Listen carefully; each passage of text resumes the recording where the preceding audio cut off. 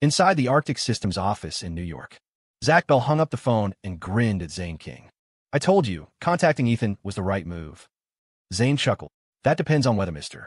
Ford actually has time. Besides, we're going to Chicago for business, not a vacation. We need to get back as soon as we're done. The company had dispatched the three of them, Zach, Zane, and Danny, to the Chicago Bureau of Communications to negotiate Arctic Systems' request for a dedicated fiber optic line.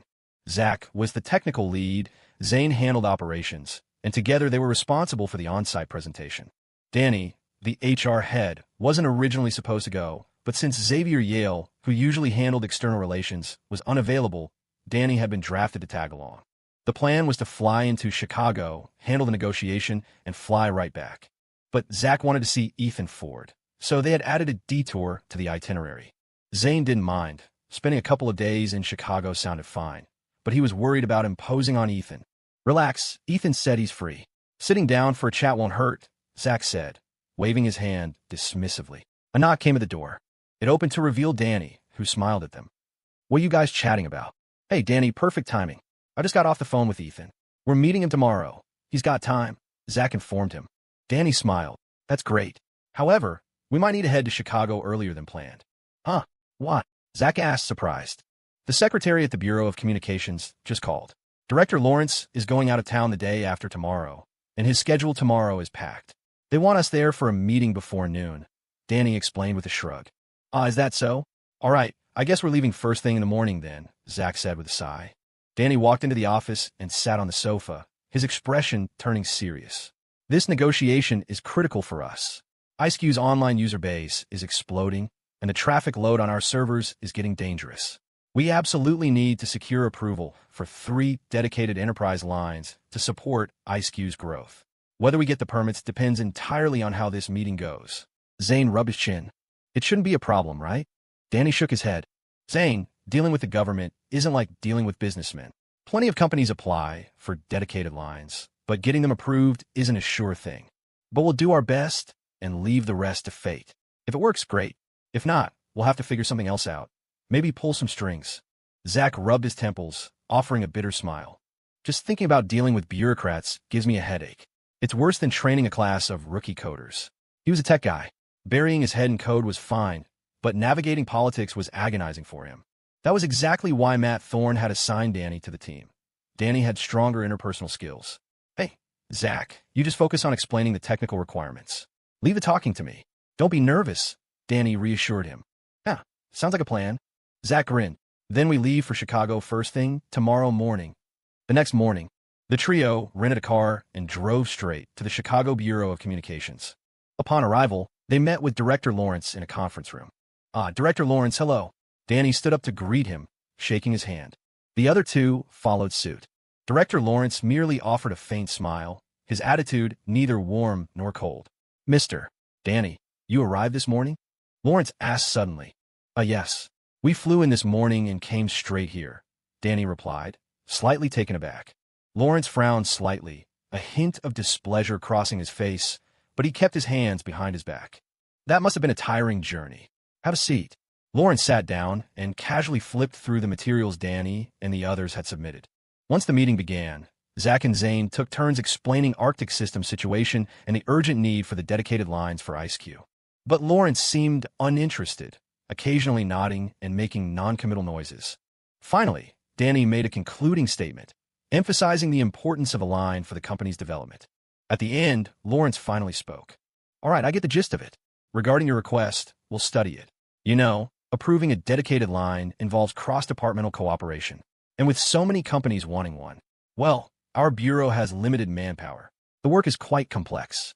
Zach, missing the subtext, asked anxiously. Director Lawrence, when can we expect the approval? The bureau staff in the room exchanged glances. Some smiled meaningfully, some shook their heads, and others looked at Lawrence. No one answered. Lawrence smiled.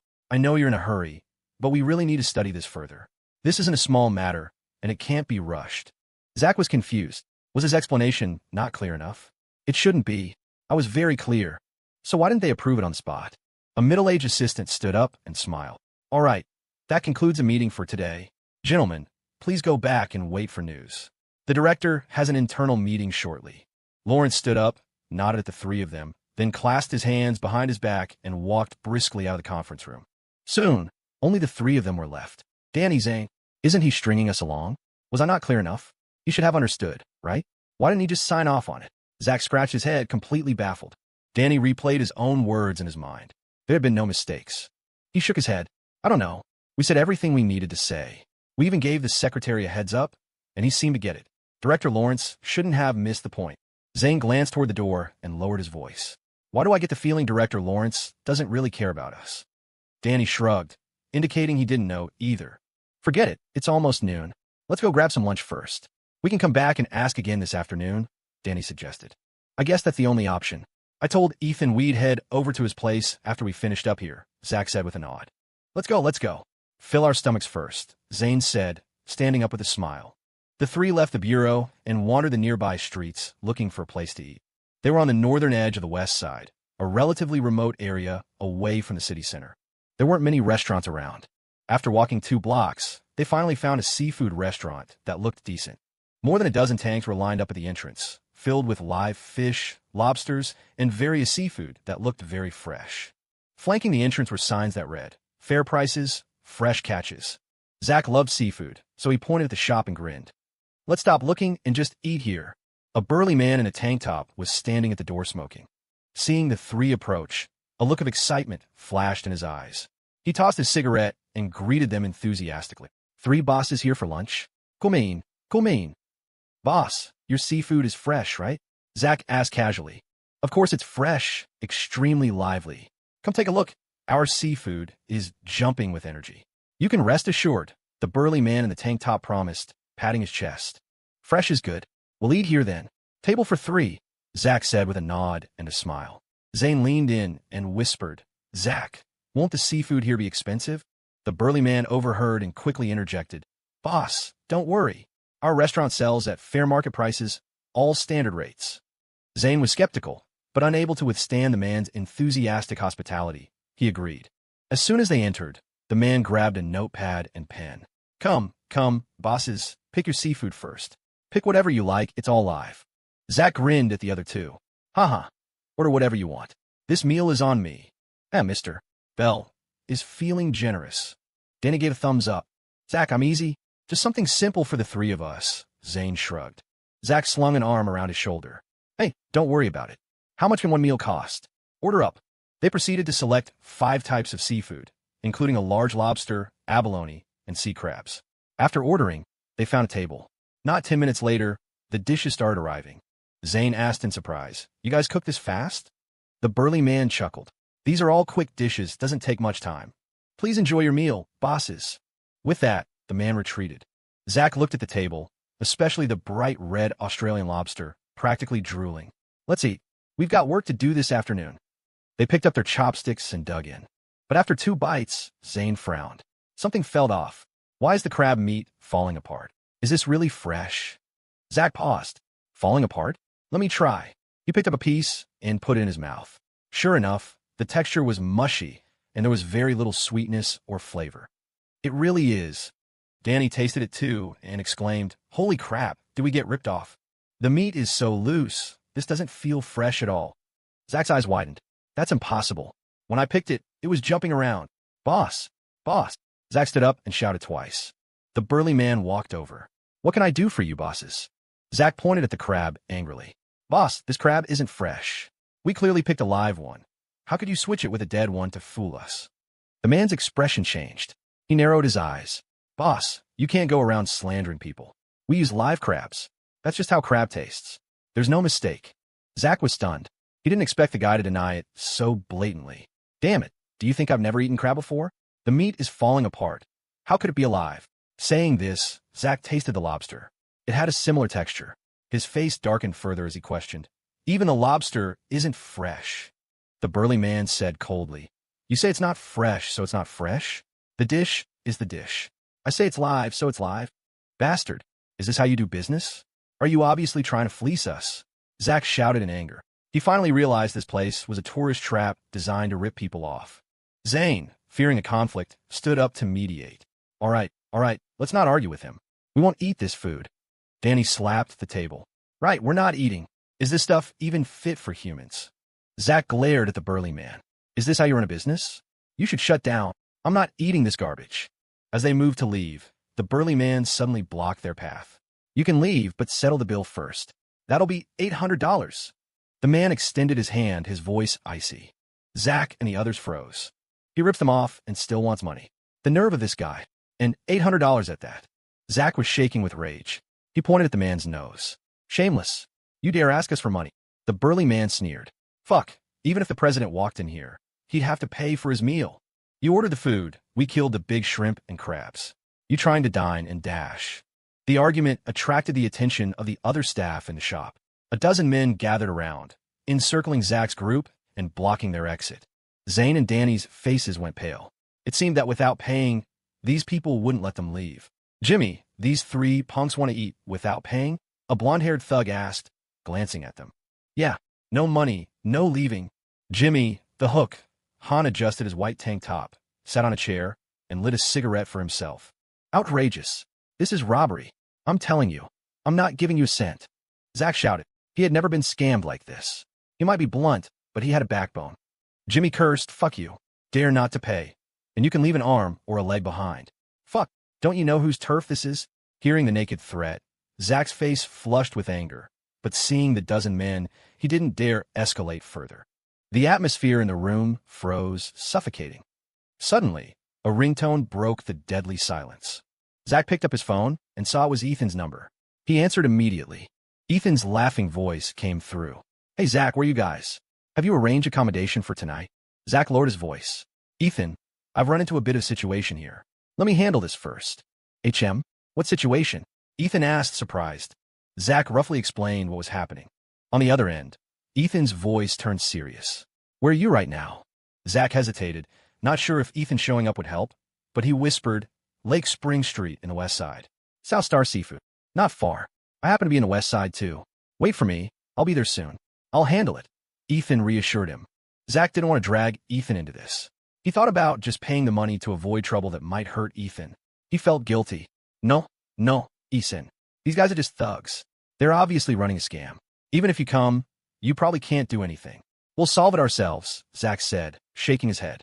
On the other end, he could already hear the sound of Ethan starting a car. Zach, listen to me. I'll handle it. The phone hung up. Zach stood there, stunned.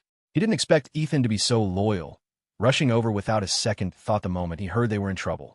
He was deeply moved. Sitting in the chair smoking, Jimmy saw him on the phone and sneered disdainfully. Hell, what, calling for backup? Call whoever you want. Call the whole neighborhood.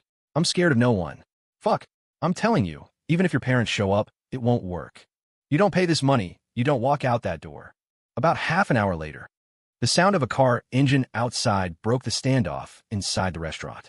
Zach looked toward the entrance and saw Ethan's figure. A young man was following close behind him. Ethan, Mr. Ford. Zach, Zane, and Danny tried to move forward to greet him, but Jimmy lifted a leg to block their path. I said, you aren't going anywhere. No money, no leaving.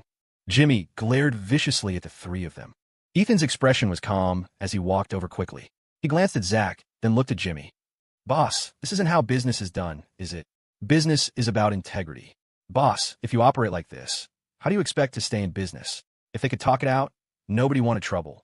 It just depended on whether this owner had any sense. Jimmy stood up, walked up to Ethan, looked him up and down, and scoffed. Fuck, who the hell are you? Teaching me how to do business? Do I need you to teach me? Fuck, if you're so loyal. $800, you pay it then? Ethan huffed coldly. Boss, is this really about $800? He could afford a few thousand, but he wouldn't pay this money on principle. Jimmy spat on the floor and said viciously, It is about the money. Cut the crap. Either pay up or get lost. Ethan's face went cold. And if I take them with me today? Jimmy took a step forward, threatening. You can try. Clatter. A dozen thugs around Jimmy dragged their chairs over, surrounding Ethan and Duke Drake. The atmosphere instantly became extremely tense, like a powder keg waiting for a spark. Ethan. Zach, worried that Ethan would get dragged into danger, tried to intervene. But Ethan raised a hand, cutting him off. Ethan looked at Jimmy and asked calmly, There's another rule in business. Peace breeds wealth. Boss, are you sure you won't let them go? Jimmy laughed disdainfully. Why should I let them go? Kneel down and beg me. Kneel. A cold light flashed in Ethan's eyes. He suddenly raised his knee, driving it hard into Jimmy's stomach. Thud. The blow was powerful, catching Jimmy completely off guard. Seeing Ethan strike, the surrounding lackeys grabbed their stools and charged. Duke Drake, standing behind Ethan, flashed forward and unleashed a rapid series of kicks. Bam, bam, bam, bam. 4 wooden chairs shattered on impact, and 2 men were sent flying along with the splinters. Duke's display of skill instantly stunned the entire room. Jimmy's lackeys were all dumbfounded. Holy shit, is that even human? That was terrifying. For a moment, the lackeys looked at Duke with fear in their eyes. Zach and the others were equally stunned. They hadn't expected the young man following Ethan to be so formidable. And, judging by his bearing, he looked like he came from the military. Is this Ethan's bodyguard? While everyone was in shock, Duke grabbed Jimmy by the neck with his left hand, dragging him up from the floor. A dagger had appeared in his right hand, pressed against Jimmy's throat. Now, can we go? Duke asked coldly. Jimmy looked at the dagger at his throat and trembled all over. Damn, this guy is ruthless. With his life in someone else's hands, all his arrogant bluster vanished. You, calm down. You can go. Jimmy stammered. Duke scoffed. Coward. With that, Duke threw the man to the ground and put away the dagger. Ethan looked at Zach and smiled. Zach, the boss said we can go. Okay. Zach was dazed, still processing what had just happened. Phew, glad nothing went wrong. Ethan is incredible. Ethan led Zach and his group out of the restaurant. The lackeys rushed to help Jimmy up from the floor. Boss, are you okay? Jimmy felt he had lost major face in front of his men. He raged, fuck, bunch of useless trash. He looked in the direction Ethan had left, a vicious glint flashing in his eyes. Outside the restaurant, an Audi was parked at the curb. Ethan motioned for the 3 to get in. Once inside, Zane expressed his gratitude. Mr. Ford, thank you so much for just now. If not for you, we would have just had to eat that loss. Ethan smiled. No need to be polite. We're all on the same side. You guys are in Chicago for business, unfamiliar with the place. Running into some shady merchants is normal. Not everyone in this world is a good person. Zach scratched his head, embarrassed. Man, we were planning to find you after we finished our work, but now we've made you come all this way for us. Ethan laughed heartily. I happened to be handling business nearby anyway. How could I not come when you were in trouble? All right, I'll take you somewhere else to eat. I haven't had lunch yet either. With that, the car drove away, heading toward the Grand Monarch Hotel. At the Grand Monarch, Ethan told them to order whatever they liked. A legitimate 5-star hotel wouldn't rip them off. Zach and the others thanked him profusely, but were still polite, ordering only 3 dishes. Ethan smiled and shook his head, instructing the waiter to add 5 more. During the meal, Zane's phone suddenly rang. It was Director Lawrence's aide, Assistant Warren. Hello, Assistant Warren? Zane's face showed pleasant surprise, thinking there was good news from the bureau. On the other end, Assistant Warren cleared his throat. Mr. King, we just had an internal discussion. Your application for the dedicated line isn't impossible, but the bureau is extremely busy lately. We're shorthanded, so you might have to wait a while. Zane's expression instantly filled with dismay. Wait? Assistant Warren, how long do we need to wait? We need to get this done urgently. Can you ask the director to make an exception? Mr. King, I know you're in a hurry, but this isn't something that can be rushed. You know how it is, we have to go through the approval process and all that. You understand, Warren said soothingly. Zane's face fell. He felt the perfunctory attitude. Then Assistant Warren, how long are we talking? Can you give me a number? Mr. King, I'm sorry. It's up to the higher-ups. I can't give a specific time, Warren said, dodging the question. After a brief chat with no results, the other side clearly didn't want to talk further, so Zane hung up. Zane put down his phone, looking grim. If this didn't go through, it would have a massive impact on Arctic Systems' growth. Zach turned to him. What's the verdict, Zane? What did they say? Zane sighed helplessly. Our dedicated line approval is probably getting delayed. I asked for a reason, and Warren just said they're busy, said he didn't know details. What are we going to do? Danny's eyes widened, fuming. This is outrageous. Aren't they playing us for fools? Dealing with them is really damn difficult. Zach, being a straightforward tech guy, slapped the table. No way. How can they just drag this out? Complaint. We must file a complaint with the Oversight Department. Zane glanced at him. Complaint? If we really complain, aren't you afraid they'll make things even harder for us in the future? Zach was speechless, not knowing how to answer.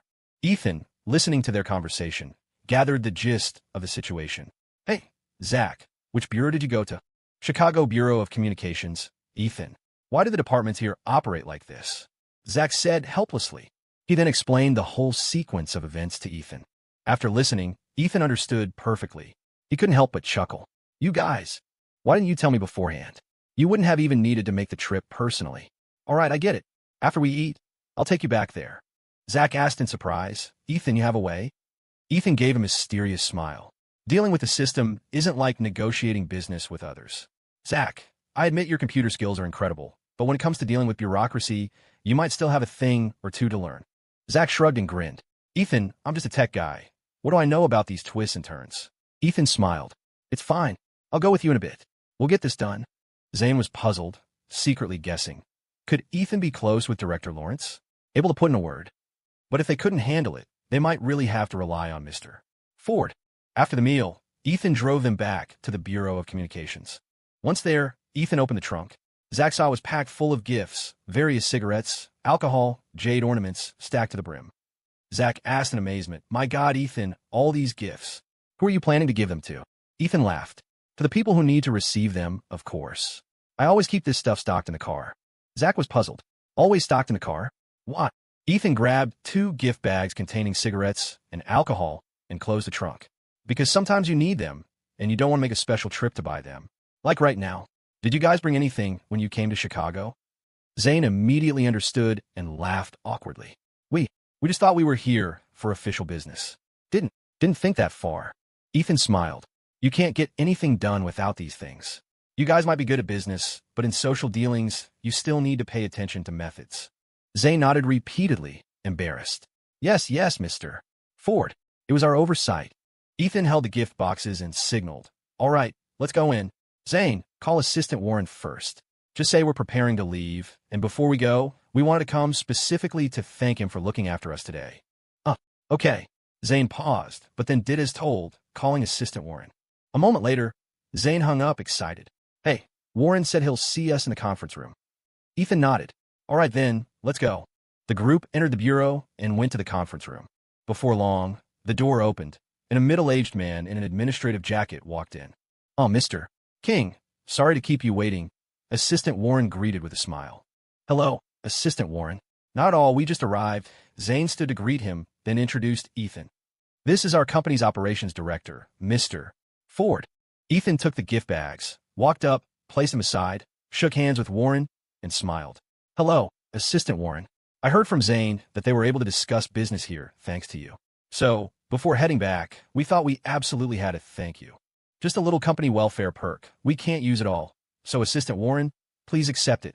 Warren glanced at the bags on the table. He couldn't see the content from the outside, but a peek inside revealed 2 bottles of Macallan and 2 cartons of Lucky Strikes. His eyes lit up immediately. Now this operations director knows how to do things. Unlike those 3, who came straight from New York empty-handed. No wonder the leadership ignored them. Assistant Warren feigned a refusal. Oh no, Mr. Ford, you're too polite. Ethan pressed the gifts into his hands, his expression serious. It's just a little something, company perks, not bought with money. Assistant Warren, no need to decline. You've helped us so much, this small token really is nothing. Take it. Warren went with the flow and accepted, smiling. Haha. All right, since Mr. Ford insists, I'll accept. Zach watched their exchange of pleasantries and feigned sincerity, dumbfounded. Ethan is really smooth. After some small talk, Ethan smiled. That's right, but Assistant Warren, I heard from Zane that the director needs some time regarding the dedicated line. Our company is in an expansion phase, so this matter is quite urgent. Warren thought for a moment, leaned in closer, and lowered his voice. Mr. Ford, the leadership has their considerations. This isn't a small matter, and other companies are lined up too. The implication was that in Director Lawrence's eyes, other companies had priority. Why they had priority was obvious. Ethan nodded in realization. It seemed Arctic Systems hadn't greased the wheels at the Bureau beforehand, and trying to build that relationship now would likely be difficult. Looks like he'd have to find another way. Ethan mused for a moment, then said, I see. Assistant Warren, I understand. Sorry to have troubled you with this. Warren hesitated. Mr. Ford, I'm really sorry. I can't be of much help here. Ethan smiled. No worries, Assistant Warren. We'll think of another way. By the way, I heard the Communications Bureau falls under Deputy Mayor Bowen's jurisdiction, right? Warren was surprised. That is correct. Mr. Ford, you mean? Ethan chuckled. That makes it easy then. With that, Ethan dialed a number right on the spot. Hello, Lil Ford. Why are you calling me all of a sudden? James Bowen's laughing voice came from the other end. Ethan laughed. Hey, Deputy Mayor, I'm just calling to pay my respects. Ha ha, come off it. You never visit unless you need something. What's up? Bowen saw right through him.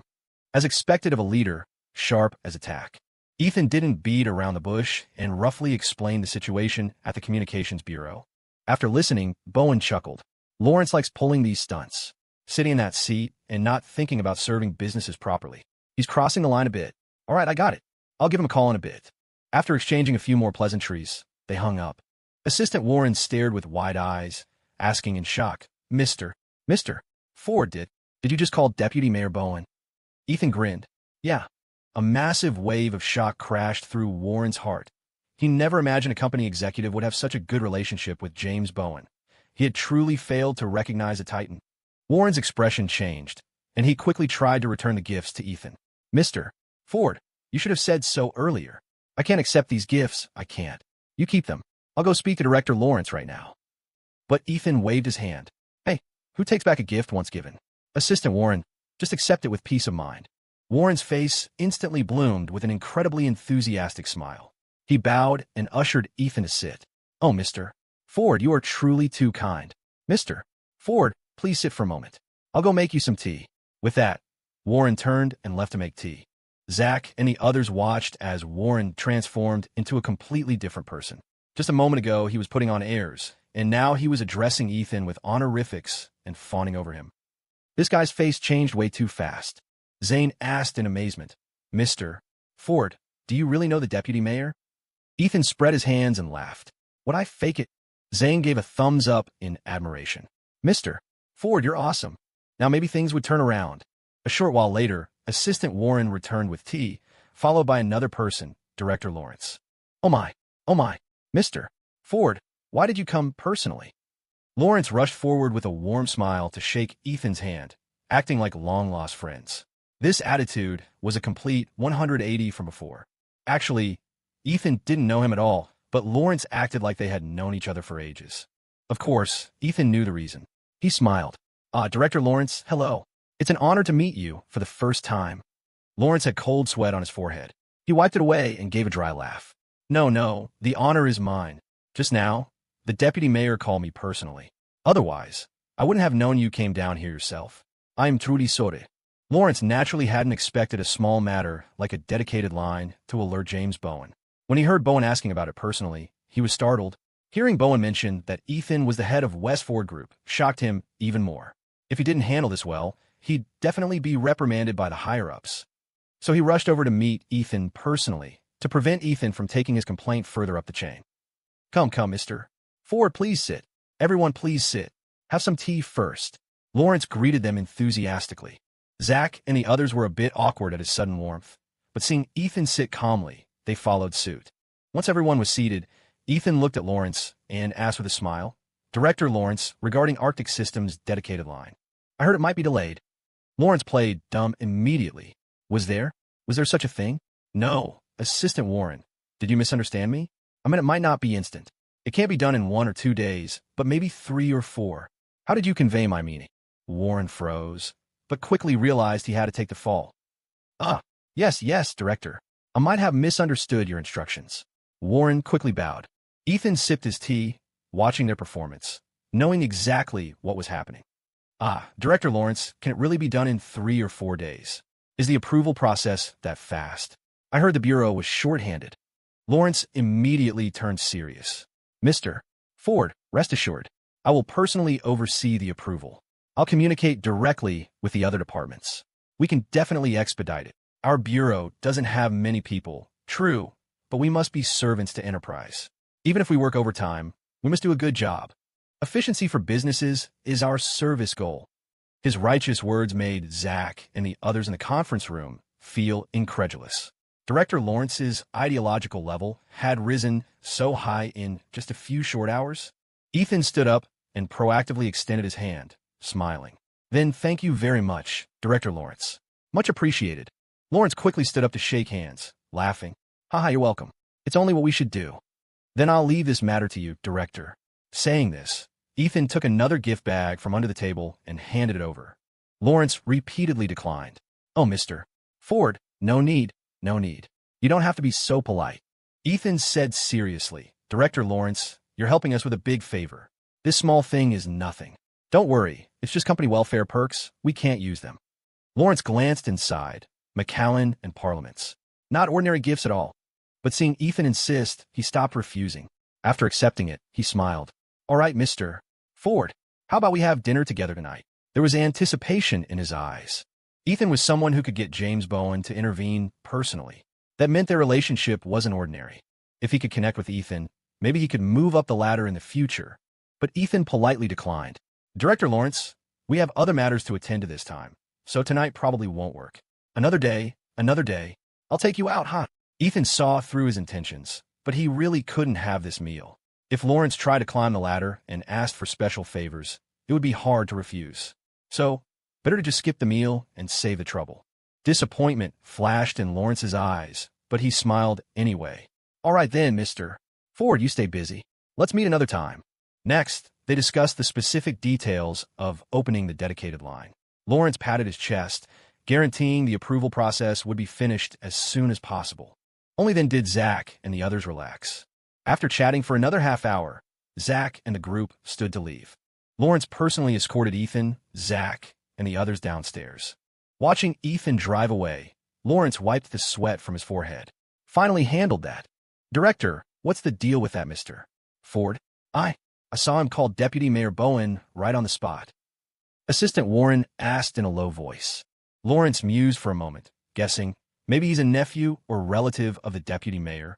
But, regardless, it shows Ethan has significant influence behind him. With someone watching over him from above, he can thrive in Chicago. It's best not to offend someone like that, understand? Warren nodded repeatedly. Yes, Director. I understand. Ethan, let's go check out your company now. Inside the car, Zach said curiously. He wanted to see with his own eyes what the company running 361 PC Safety Manager looked like. Sure, I'll take you for a tour, Ethan smiled. The two cars sped along the road and soon arrived at the Metro Tower. Zane looked up at the massive 45-story structure, shocked. Mr. Ford, your company is in this place? This can't be cheap, right? Arctic Systems currently didn't dare rent in such a CBD skyscraper. The rent was too high. Ethan smiled faintly. It's all right. Not too expensive. Not expensive? How much per square foot? Zane asked, stunned. Ethan walked forward, replying casually, It went up this year, but it's only about $2 per square foot a month. Zane's mouth twitched. That wasn't expensive. That price was considered premium office space, even in New York. It wasn't that Arctic Systems couldn't afford it, but the company was still in a phase of cutting costs and didn't want to spend capital on high rent. Ethan led the three into the building and went straight to West Ford Group.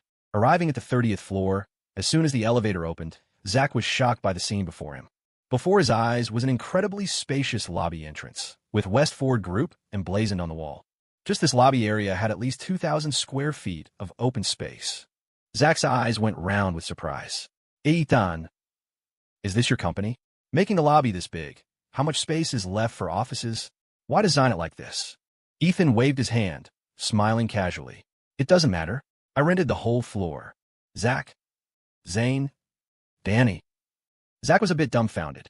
Ethan rented the entire floor? How much was the rent? That was too extravagant. Just looking at the lobby, it was luxurious. Although the decoration was simple, leaving so much empty space was a different kind of luxury. Ethan, you're awesome. A whole floor, that's a huge move. Zach exclaimed in admiration. It's okay. Ethan smiled slightly. The group entered the main doors. Zach saw two young, beautiful girls at the massive reception desk. Oval faces, big eyes, very eye-catching. He took one look and couldn't help blushing, averting his gaze. Good afternoon, President. The two receptionists bowed and greeted. Afternoon. You guys carry on. I'm showing some friends around. Ethan nodded kindly. Yes, President. The receptionist responded in unison. Zach stole another glance. His front desk was really big and white. No, the scale of the reception was comparable to a listed company. It must be great to work in a company like this. He muttered to himself as he followed Ethan into the group's internal office area. The office area was spacious, with rows of clean and tidy cubicles. These were large cubicles. A single one was twice the size of those at Arctic Systems, so it felt particularly roomy. Most employees were busy working and didn't notice Ethan. It wasn't until an admin staff member walked by with a file and greeted Ethan that the other employees noticed, turning their heads to look. "Hello, Mr. Ford. Mr. Ford. Hello, boss." Ethan smiled and nodded, waving to everyone. Zach, however, saw the light in the employee's eyes and felt that Ethan was the soul of this company. Just then, Liu Zhang, the general manager of Westford Tech, ran over quickly. "President, perfect timing. I was just looking for you. Westford Gaming's Legend of the Dragon has started its internal beta." Leo laughed happily. Before the new year, this game was already in the finishing stages. Now it had entered internal testing, progressing rapidly. As long as the internal test went well, it could be released to the market. Hearing the good news, Ethan laughed. "That was fast. You and the Westford Gaming developers deserve credit. Come on, show me." Zane and the other two were stunned.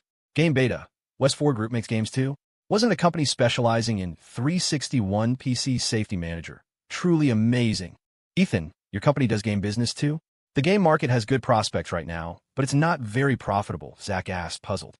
There were quite a few small games on the market, but basically none were making money.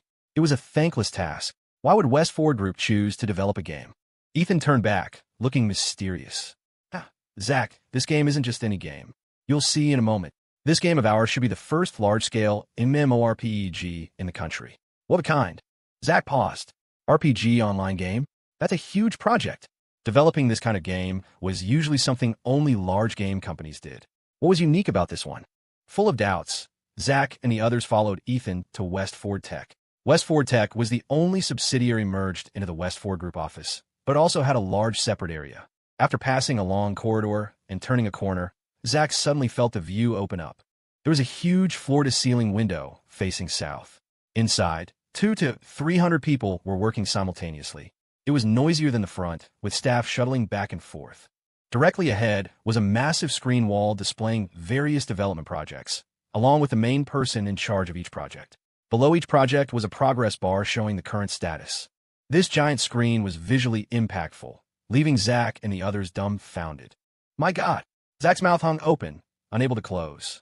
His gaze moved down from the giant screen to scan the scene of hundreds of people working together. It was something he had never seen before. "Ethan, are all these tech staff?" Zach asked blankly. Ethan nodded and smiled. "Just a portion of the tech staff belonging to the subsidiary Westford Tech. That includes the developers for 361 PC Safety Manager, as well as developers for other projects like games and Westford e-commerce." Hearing this, Zane suddenly latched onto a keyword. "E-commerce. Mr. Ford, you're doing e-commerce too?" Ethan shrugged and smiled. "Yeah, that's also a subsidiary business." At this, Danny tugged on Zach and Zane's sleeves, motioning for them to look at the project list on the screen. Zach subconsciously looked closer at the words on the screen. Staring carefully, his expression suddenly changed. "Westford E-commerce Platform Project. Westford Electronics Legend of the Dragon Project. Westford Electronics CRM Management System Project. Westford Logistics System Project." Projects were densely listed. If you didn't look carefully, they were easy to miss. But seeing the projects listed, just from the names, Zach felt these projects were extraordinary. They were all the most advanced internet application projects of the time. His eyes went round with disbelief. Is this the layout of Westford Group? Not only was Zach astonished, but even the usually steady Zane was stunned. Zane looked at the screen, then at Ethan, a massive wave crashing through his mind. "Mr. Ford is far more formidable than I imagined. To control a group enterprise like this, how could he be an ordinary person?"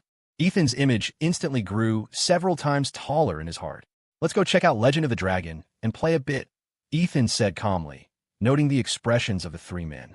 Bringing them to tour the company. The goal was already mostly achieved. Danny's thoughts might still be unclear, but Zach and Zane were definitely winnable. The group then walked to the Legend of the Dragon project team. A row of machines for internal testing was ready, with employees testing different characters and functions back and forth. "Hello, President." A young male employee stood up to greet him. Ethan nodded and smiled. "I heard the internal beta started. I came to play." The young man grinned excitedly. "Yes, it's in beta. Please, President." Others made way. Ethan invited the three to sit down and play the game first. Zach loved games to begin with, so he sat down excitedly and started moving his character. He played a warrior. He saw other classes on the screen, including assassin, mage, and Taoist. Each class had different skills and equipment. Killing monsters in the wild earned gold coins and randomly dropped gear. The excellent feel and cutting-edge combat experience hooked him immediately. He couldn't help running outside the city to grind monsters and level up. Monsters also dropped materials like diamond stones and dark iron, which could be used to synthesize and upgrade weapons. Within an hour, he had basically figured out the gameplay and started upgrading his gear to become stronger. Stimulated by the constant monster killing and item drops, he completely forgot he was in a company office, unknowingly immersing himself in the game. Holy crap, this mini-boss is tough. I can't beat him. Come team up and kill him. Zack shouted, asking for support from others. Zack, stop playing. Let people do their work. Zane laughed. Zack turned around and realized that quite a few employees had gathered behind him, watching him play. Saw thee. Accidentally got addicted. My bad. Zack scratched his head, laughing sheepishly. Leo Zhang waved his hand. It's fine. Mister. Bell plays well, got the hang of it so fast. Zack chuckled. I played plenty of games before. Picked it up once I touched it, not hard. But, I have to say, this game is incredibly fun. I dare say, this is the most fun game I've ever played, bar none. A look of pride appeared on Leo's face. You flatter us. But indeed, there are currently no competitors for this game. This is also thanks to President Ford's foresight. The entire underlying mechanism and gameplay were designed by him. Zack and Zane were shocked, turning their heads to look at Ethan in surprise. Zack asked in amazement, Ethan, you know game design too. Ethan spread his hands and laughed. Is it hard? Huh. Zack, Ethan, you're a beast. You think everyone could do that? Zane twitched his mouth. Yeah, Mr. Ford, didn't expect you to have this talent. Admirable. Ethan rubbed his fingers and smiled. All right, stop flattering me. What do you guys think of the game? Danny took a deep breath and said seriously, Mr. Ford, I have a feeling this game will definitely explode. The gameplay is fantastic. Every time gear drops from a monster, I'm happy for a long time, and I look forward to the next better drop. How should I put it? The more you play, the more addictive it gets. Zack nodded in strong agreement. Danny's right. This game is really easy to get addicted to. I played for over an hour without realizing it. This gameplay is novel and interesting. The mechanics are awesome. Zane thought for a moment and smiled. Mr. Ford, how do you plan to monetize this game? I saw a module in the backpack called gold ingots. Gold ingots are different from gold coins. Do you have to pay for those? Ethan laughed. Worthy of an operations guy, spotted at a glance. Correct. Gold ingots are indeed obtained through recharging. They can buy materials or weapons and equipment. Upgrading gear also requires them. And monsters won't drop gold ingots. Besides recharging, whaling, there's no other way. Hearing the term whaling, Kujin, Zane laughed dumbly. That adjective is really fitting. Whaling. Ethan nodded and continued. Besides recharging for gold ingots, playing the game requires buying game time cards. It's a subscription model. Players need to buy time to play. Apart from these two, there are siege modes and group battle mechanics in the game. There's plenty of room for events. Fire flashed in Danny's eyes. Brilliant. Then the revenue capacity of this game is definitely good. He could already imagine how popular this game would be. As long as the player count went up, the subscription plus cash shop model would be a massive profit machine. The revenue created would definitely be several times higher than Arctic Systems. Ethan stood up, checked his watch, and smiled. It's getting late, quitting time. Let's go. I'll take you to dinner. Okay. Zack and the others stood up. At that moment, they saw the employees in the office stand up en masse, pack their things, and head straight out. See you tomorrow, President. We're off, President. Bye-bye. See you tomorrow morning, Mr. Ford. Employees greeted Ethan one after another, then left the office. Ethan responded warmly to each of them. Before long, the office that had held nearly 300 people had only a few left, instantly becoming quiet. Zane watched this scene in disbelief, then checked the time. It was exactly 6 p.m. They got off work right at 6 p.m. The boss was still here, and they just left. Aside from government jobs, he had never seen a private company leave promptly at 6 p.m. Mr. Ford, do you mandate a 6 p.m. finish here? Zane asked, puzzled. Ethan countered, if not 6 p.m., then when? We're 9 to 6 here, with an hour break in the middle. Standard 8-hour workday. Of course, there's a shift that starts in the afternoon and works into the evening, also 8 hours. Zack paused. Then what about the projects? Don't you work overtime to rush them? Leo Zhang leaned over and smiled. Mr. Bell, illegal overtime here gets you points deducted and pay docked. If the project isn't done, we continue tomorrow. What? What did you say? Overtime is illegal, and you get your pay docked. Zach was bewildered. It was the first time he had ever heard of getting pay docked for working overtime.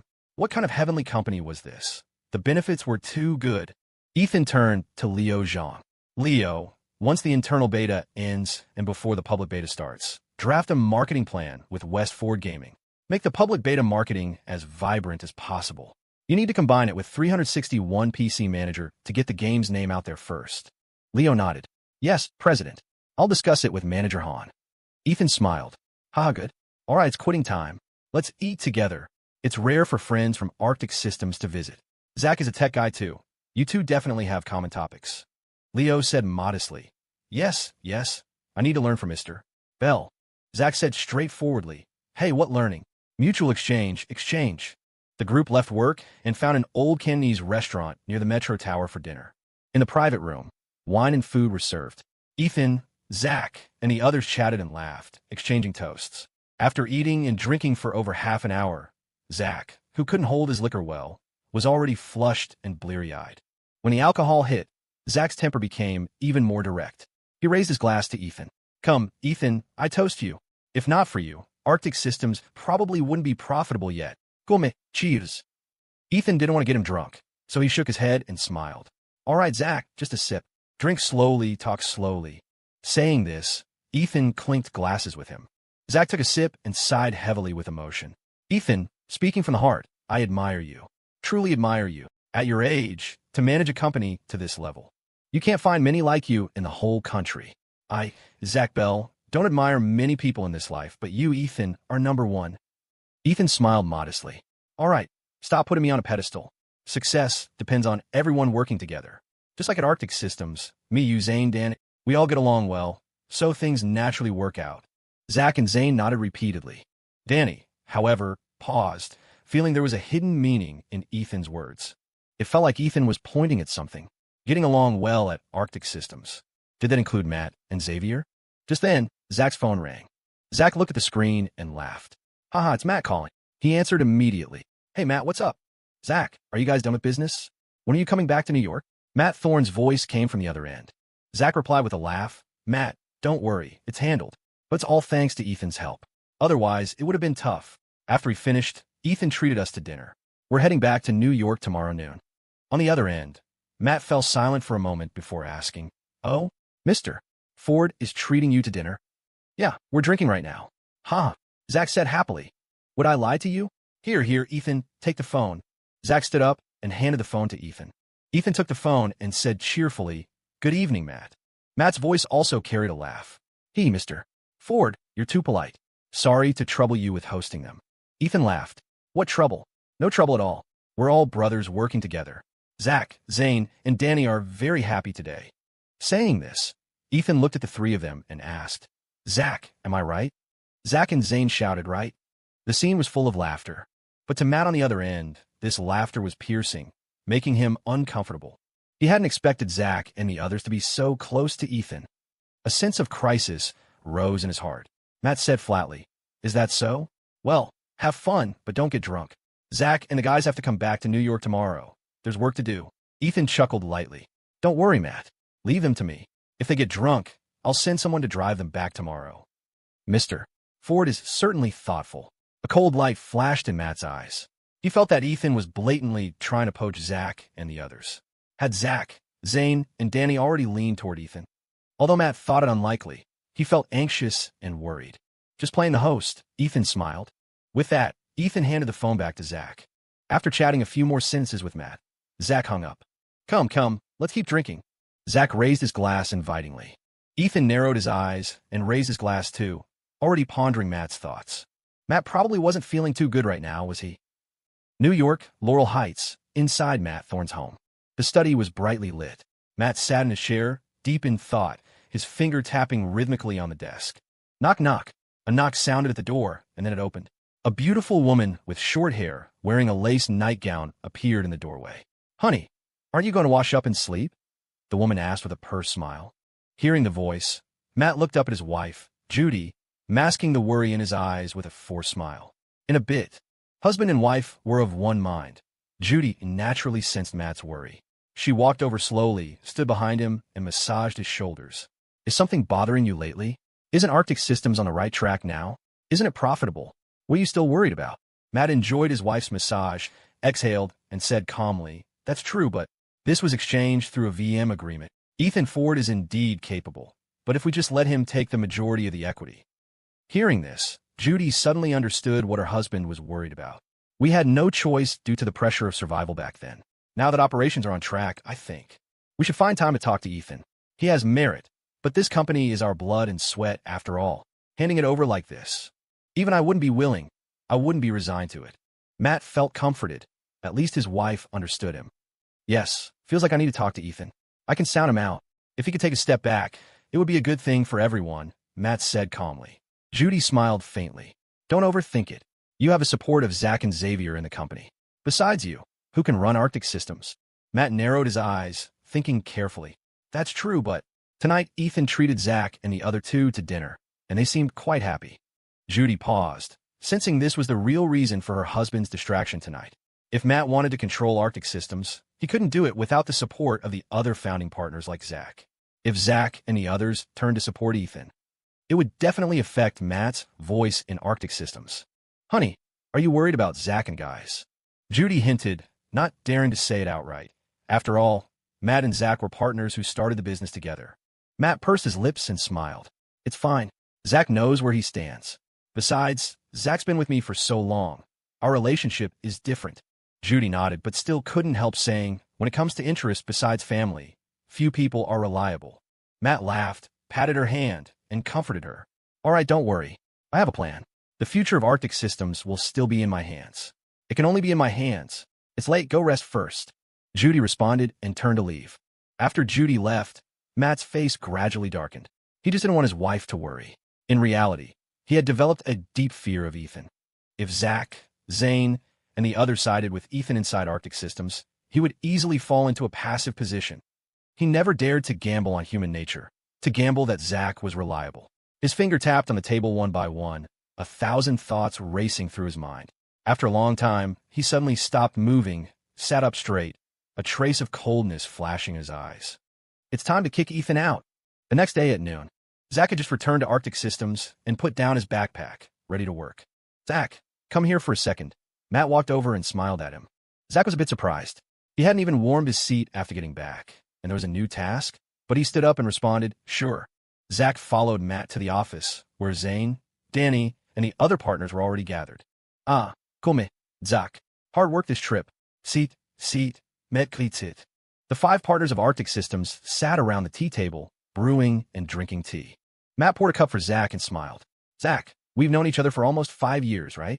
About that. Time flies. Zach scratched his head, emotional. Matt sighed. Yeah, time really flies. In the blink of an eye, it's been so long.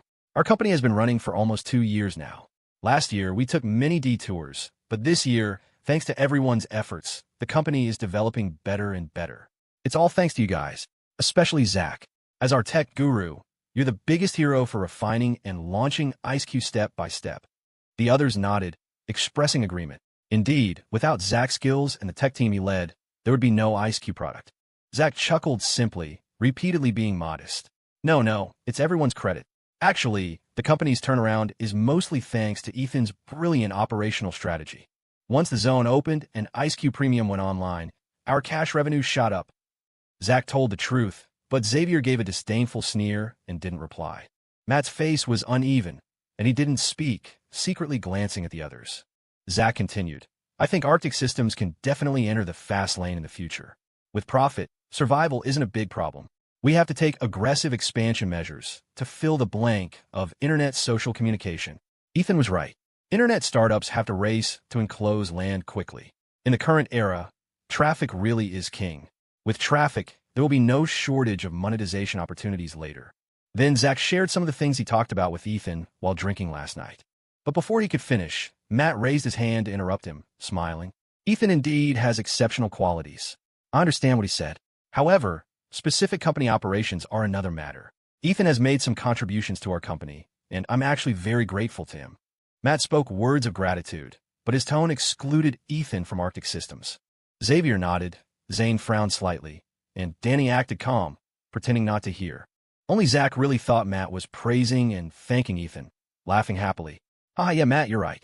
Matt smiled slightly and continued. "Ethan invested money and did work, but he's still far from the annual revenue level of 10 million. Relying solely on membership income won't cut it. Regarding the VM agreement, he probably won't be able to fulfill it. I was thinking, rather than letting him be disappointed, it's better to just give him some extra shares and forget about the VM agreement." Zane, Danny, and Zach were stunned. Only Xavier remained impassive, seemingly already aware of Matt's idea. Zach asked in astonishment, "Isn't the company on the right track recently? 10 million revenue is difficult, but not impossible to reach. If we talk to Ethan like this, will he accept it?" Zach really thought Matt was considering Ethan's feelings and seemed surprised. Zane, however, heard the true meaning in Matt's words, and his expression changed slightly. Matt was trying to kick Ethan out of the company management. Matt Thorne glanced sideways at Xavier Yale, then turned his gaze to Zach Bell. "Zach, this is the most reasonable solution for Ethan. He'll agree to it." Zach Bell chuckled, shaking his head. "Come on, Matt. We can't make decisions for Ethan. Whether the VM agreement is met or not, keeping him in management is definitely a net positive for the company." Xavier, however, interjected with a dark tone. "Zach, I honestly think it's better if Ethan doesn't stay in management. He's better suited as a silent shareholder." Zach paused, stunned, and instinctively shot back. "Xavier, seriously? With Ethan's skills, he's perfectly qualified to be one of our partners. The only reason this company turned a profit is because of him." Xavier kept his face cold and replied calmly. "With Ethan's ambition, do you really think he'd be satisfied just being a partner? Besides, strictly speaking, he's not really one of us. Zach, think about it. If Ethan wins this bet and fulfills the VM agreement, will there be any room left for us in this company?" Zach was taken aback, stammering a defense for Ethan. "Xavier, that's a pretty narrow way of looking at things. Even if the agreement is met, Ethan isn't that kind of guy. Shubby's not. You can know a person's face, but not their heart. Zach, don't be so naive." "Xavier, what the hell is that supposed to mean?" Zach asked, getting angry. Matt Thorne suddenly spoke up. "Zach, Xavier has a point. Think about how much we went through, how much we suffered to build Arctic Systems. Arctic Systems is like our child." Zach turned to Matt in shock. "So, Matt, are you saying you don't want Ethan involved in the actual management? You want to freeze him out?" Matt remained silent, his lack of response serving as a confirmation. Zach frowned, pressing him further. "Matt, isn't that a little too cold-blooded? A little bit. Biting the hand that feeds us. Ethan gave us investment when we were desperate. He helped Arctic Systems turn a profit, and this is how we treat him." Zane King hesitated for a moment before chiming in. "Yeah, isn't this going a bit too far?" He didn't entirely agree with Matt's approach. It felt wrong. But looking at it from Matt's perspective, he could guess the reasoning. If Matt didn't do this, Arctic Systems might end up belonging to Ethan Ford, not Matt Thorne. It all depended on where you sat. For Zane, it didn't matter who led Arctic Systems, as long as the company grew and made money. Judging by the last marketing campaign, Ethan's abilities were clearly on par with, if not superior to, Matt's. He could even generate real revenue. Plus, Ethan was already running a successful group of companies. Zane felt that perhaps Ethan leading Arctic Systems was actually the better path. So, after a moment of hesitation, he spoke up for Ethan. "There's no too far in business. As I see it, he's bound to fail the VM agreement anyway. We'll give him some stock as compensation, and that should be enough. Zane, Arctic Systems needs to stay in our hands," Matt said, looking at Zane earnestly. At this point, the cards were halfway on the table. Matt simply didn't want Ethan to fulfill the VM agreement. If he did, Ethan would gain control of Arctic Systems. And the key to that agreement was revenue. As long as Matt interfered, the target would definitely not be met. It must not be met. Matt had already prepared a backup plan. Calling them here today was just to gauge their attitudes. Zane's expression shifted, and he lowered his voice. "That may be true, but I still think Ethan's skills are valuable." This was his way of saying he didn't support freezing Ethan out and wanted him to continue participating in company affairs. Zach Bell nodded repeatedly, his face serious. "Exactly. Ethan has a ton of resources. If he brings those resources to Arctic Systems, he could absolutely put the company on the fast track. Anyway, I don't care what you guys think. I support Ethan staying in management." Zach spoke with firm conviction. He was acting entirely out of public spirit, thinking solely of the company's best interests. He believed Ethan's involvement was a huge benefit. A cold glint flashed in Matt's eyes, but on the surface, he kept his friendly demeanor. "Zach, I understand how you feel. Let's table this for now and discuss it later. Xavier, however, couldn't hold back. He slapped the table. Zach, you're being confused. Aren't you afraid that after all our hard work creating IceQ, we'll end up handing it over to someone else? If you let Ethan in, what happens to us? I'm asking you, what happens to us? Zach glared back. Whatever happens now, happens then. Besides, we all voted unanimously on that agreement with Ethan. Now that Ethan has boosted revenue and found a profitability model, you want to kick him to the curb? Just for your own little slice of the pie, you'd ignore the company's future? Xavier, I didn't think you were that kind of person. Xavier stood up angrily, slapping the table again and pointing at Zach's nose. You bastard. Am I doing this just for myself? I'm doing this for everyone. If that agreement goes through, Zach, won't your share of the equity get diluted too? Zach slammed his hand on the table and stood up as well. So be it. At least I'm a man of my word. What? What is that supposed to mean? Xavier Shota. The two began to argue heatedly. The other three stood up to intervene, pulling them apart and calming them down. After a long while, Matt finally spoke to the group. All right. Let's not discuss this anymore. We'll talk about it later. Meeting adjourned. With Matt's dismissal, the others left one by one, except for Xavier, who stayed behind. That bastard Zach. If he doesn't want to share, he shouldn't drag me down with him. Xavier said indignantly. From the beginning, he couldn't bear to part with his shares, especially now that Arctic Systems was on the right track with unlimited potential. The shares he held would be worth a fortune in the future, tens of millions, maybe hundreds of millions. Matt replied calmly, all right, no need to get angry. Zach and Zane, maybe they aren't suitable to stay in the company anymore. As for Danny, I'll observe him a bit longer. After this meeting, he could no longer trust Zach Bell. Hearing this, Xavier immediately understood. Matt intended to freeze out Zach and Zane as well. Matt currently held 40% of the equity, plus Summit Capital and United Telecom held another 40%. The two venture capital firms didn't manage operations and generally followed Matt's lead. So, Arctic Systems was still completely under Matt's control. As long as they held a shareholders meeting, they could freeze out Zach, Zane, and Ethan, preventing them from participating in company affairs. As long as the VM agreement wasn't met, Arctic Systems would still belong to Matt. Xavier asked in a low voice then, Matt, what about the VM agreement? Based on the current revenue trend, it's less than $1 million a month. Although it won't hit the target, Ethan might have other methods. Matt smiled faintly. If I say it won't be met, then it must not be met. The company is in our hands. Whether it's met or not, isn't that up to us? With that, Matt stood up, walked to the landline, and made a call. Shortly after, the office door opened, and a middle-aged man in a suit walked in. Matt, you asked for me? Luke, the current market environment isn't great. We need to cut costs. You're the finance director. You need to plan accordingly. Some company expenses are unnecessary. Matt paused, smiling slightly. For example, expanding the technical staff and adding servers. Oh, and to prevent server failure, tell the technical department to shut down a portion of the servers for maintenance. The man in the suit bowed slightly and smiled. Yes, Matt, I understand. Xavier's eyes lit up. He finally understood Matt's strategy. Ethan Ford was going to lose this round for sure. Xavier, I'm going to head over to Summit Capital. If anything comes up at the company, call me directly, Matt said, standing up with a smile. Also, next Monday, I plan to convene a shareholders meeting. Prepare the notices for all shareholders. Xavier stood up as well, nodding. Sure thing, Matt. He guessed Matt was going to lobby the two investment shareholders to bring more votes to his side. Convening a shareholders meeting meant the process of freezing Ethan out was about to begin. Matt took 2 steps, then suddenly turned back to Xavier. Xavier, if you have time, do some work on Zach and the others. Remember, we are the true partners of Arctic Systems. Xavier looked troubled, but agreed. All right, I'll try my best. But you know Zach's temper. He's stubborn. It might not work. Matt smiled. Just do what you can. With that, Matt turned and walked out of the office.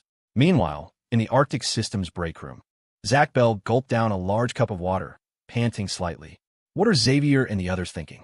Is it just for the equity in their hands? Zane King shushed him, whispering, What do you think? You're a tech guy, so you don't mind. But Matt is the major shareholder. Do you think he'd let Ethan take control of Arctic Systems? Zach was stunned, then argued.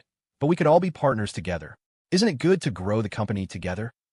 Zane shook his head, glancing at him. Have you ever seen 2 tigers share one mountain? But Matt agreed to the VM agreement. Did he? Did he plan from the start never to share power with Ethan? Zach asked speculatively. Zane sighed and remained silent. which confirmed Zach's suspicion. Zach fell into silence as well. After a long while, Zach asked in a deep voice, Matt only planned to use Ethan to get through the company's crisis. Zane replied, non-committally, maybe. That single word exploded in Zach's mind like a thunderclap. In his impression, Matt Thorne had always been a man of integrity and sincerity. That was one of the reasons he had always followed him. But this revelation caused Matt's image to collapse in his heart. He couldn't accept it. Seeing the change in his expression, Zane patted him on the shoulder comfortingly and whispered, Zach, you're a tech guy. Your heart is in the technology. But sometimes, the human heart is more complex than code. Zach remained silent, refilled his water, and turned to leave the break room. A week later, Monday morning, Ethan, Ford, and Wayne, Tank, Turner headed to San Jose to attend the Arctic Systems shareholders meeting. Just as the two arrived downstairs at the company, they ran into Zach Bell buying breakfast at a roadside stall. Ethan stood by the car and called out to Zach, Zach, just getting breakfast now.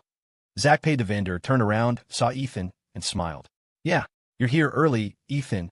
Saying that, Zach ran over with his breakfast, holding out a bag. Ethan, want a steamed bun?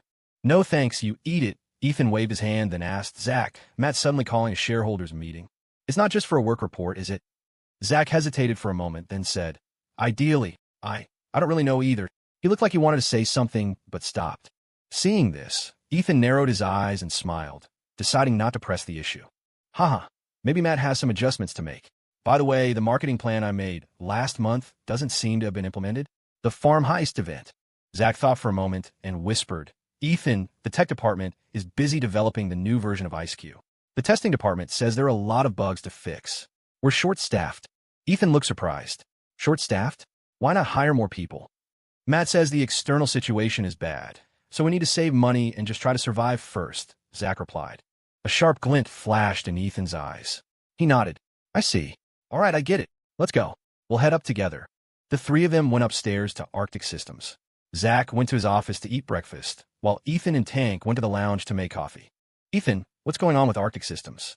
They don't seem in a rush to expand at all, Tank asked in a low voice. Ethan put down his coffee, his voice calm. What other reason could there be? They're not in a rush to make money. At least not within this year. Tank realized instantly. They don't want to fulfill the VAM agreement. Ethan nodded, stirring his coffee with a faint smile. Yeah, I anticipated this. If Matt actively cooperated to fulfill the agreement, that would be against human nature. He's not that altruistic. Tank asked urgently. Ethan, what do we do? If Matt sabotages it, won't our target of $10 million in revenue fail? If the bet fails, we have to invest another $1 million. Ethan sneered. Let's wait and see. If Matt really takes me for a fool, he'll be the only one looking stupid in the end. From the moment he made the deal with Matt, he had envisioned this scenario. To succeed in anything, you have to consider the worst-case scenario. If Matt truly cared about Arctic Systems over his own interests, Ethan would have respected him. Arctic Systems could have existed with Matt holding most of the equity and his partners remaining. But if Matt wouldn't give up control and intentionally let the agreement fail for personal gain, then he couldn't blame Ethan for being ruthless. An hour later, Gary Fisher from Summit Capital and Steve Foster from United Telecom arrived at Arctic Systems.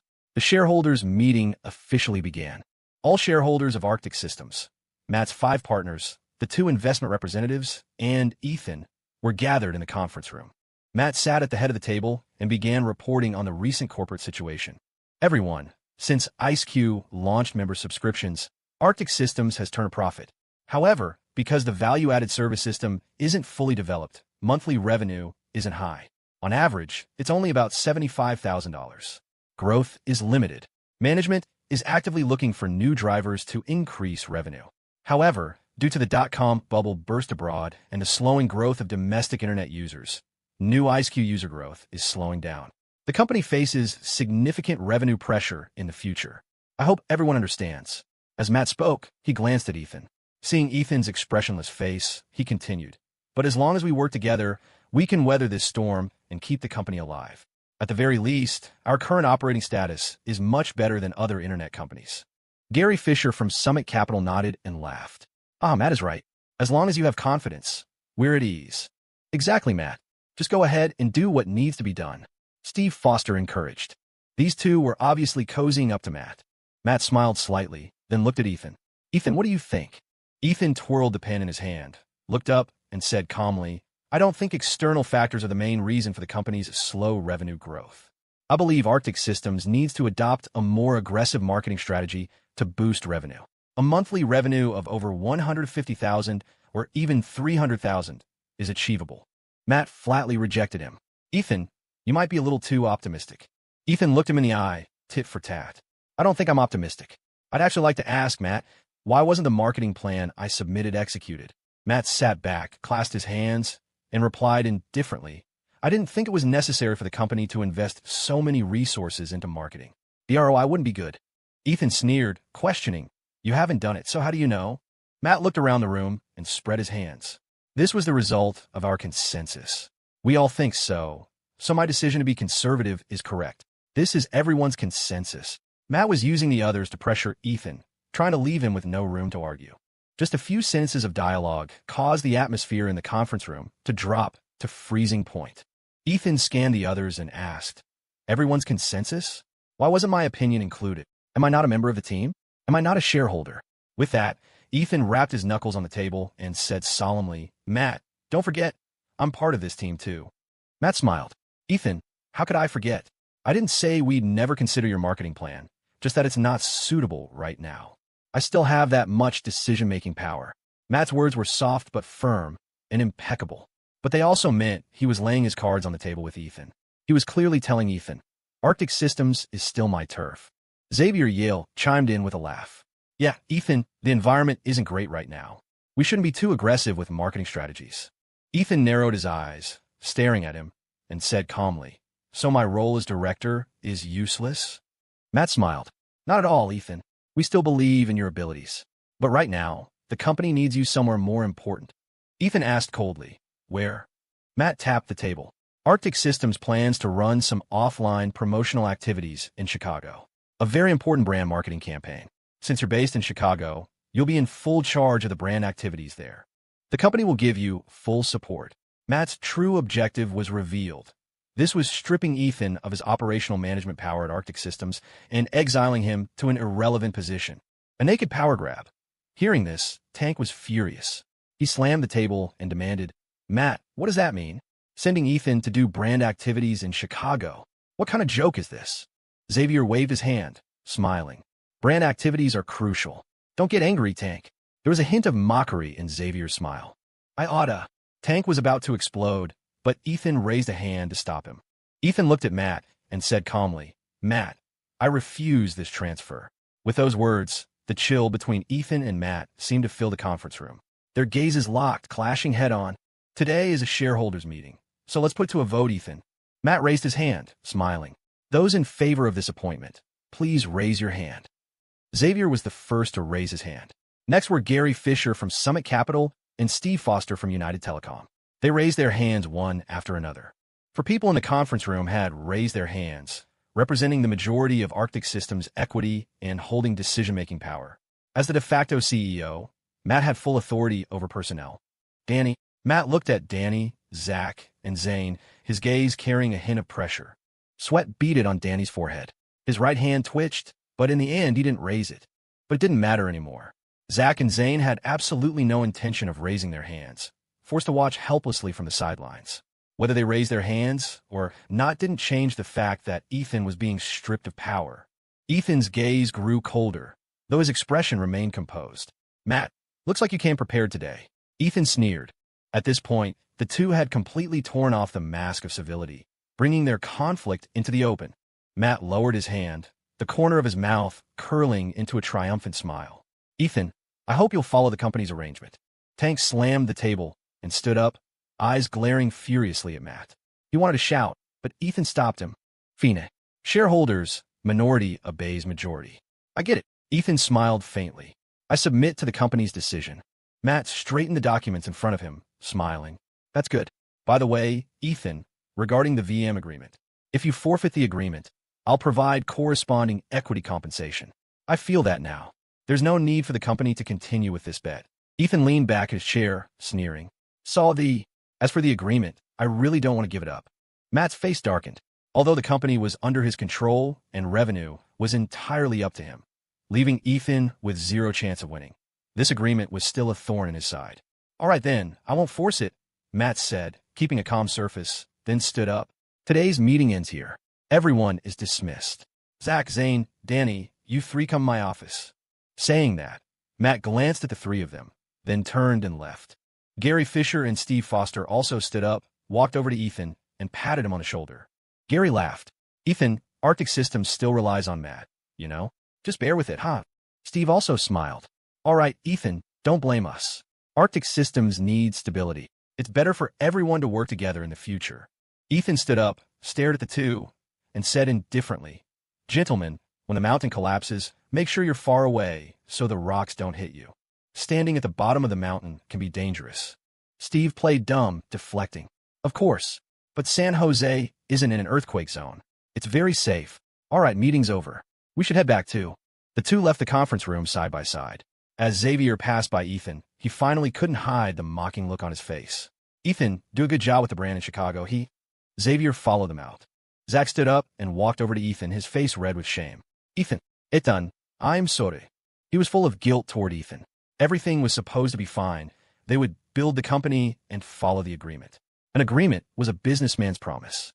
He just didn't expect that after the company took off, Matt wouldn't want to give up his equity and control, kicking Ethan out directly. He felt terrible, believing he bore some responsibility for this. Ethan gently patted his shoulder, comforting him. Hey, Zach, I'm fine. You don't need to apologize to me. I'll be staying in town for a few days. When I have time, let's grab dinner. Zach hadn't expected Ethan to be so open-minded and even comfort him. He was deeply moved. Okay. Ethan nodded, then turned and left the conference room, with Tank following closely behind. After leaving the room, Ethan and Tank didn't return to any office. They left the Arctic Systems building directly. As soon as they were outside, Tank's anger could no longer be contained. He cursed, son of a bitch. Ethan, that guy Matt is bullying us too much. It's obvious he wants to cheat. He doesn't want to honor the agreement. He wants to kick you out and make the bet fail. Damn it. That guy is so sinister. You really never know a person's heart. The elevator doors opened. Ethan didn't speak, walking straight in. Inside the elevator, seeing Ethan remain silent, Tank asked anxiously, Ethan, this situation is really bad for us. What do we do? A cold light flashed in Ethan's eyes. He said icily, what do we do? We serve it cold. Since he flipped the table, Matt shouldn't expect to eat this meal either. In the CEO's office, Matt Thorne leaned back in his executive chair, smoking a cigarette. Standing before him were Zach Bell, Zane King, and Danny. Xavier Yale sat on the sofa, legs crossed. The atmosphere in the office was oppressive. No one spoke. After a long silence, Matt tapped the ash from his cigarette and looked up at Zach. Zach, we've known each other for 5 years, right? Yeah, Matt. 5.5 years, Zach said, pulling up a chair and sitting down. Matt stared at him intently. Arctic Systems was built by our hands. Do you really want to hand it over to an outsider? Zach gripped the chair tightly, countering, outsider? Who's an outsider? Ethan. Matt took a heavy drag on his cigarette, his voice cold. Who else?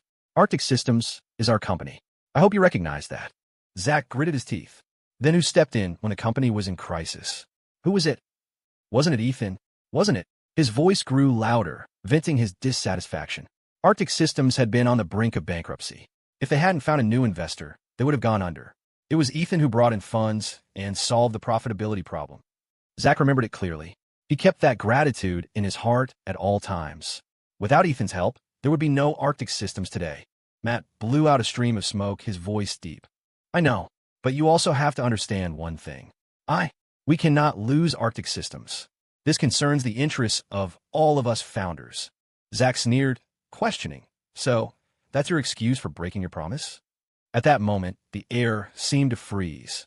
Zane King, the peacemaker, couldn't bear to see friends fighting like this. He tugged at Zach's arm. Zach, calm down. Zach took 2 heavy breaths and stood up. Zane, I'm very calm. Saying that, he turned to Matt.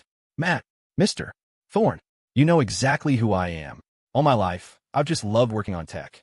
I don't have that many schemes, and I don't care that much about money. But I understand the principles of being a human being. A person must know gratitude.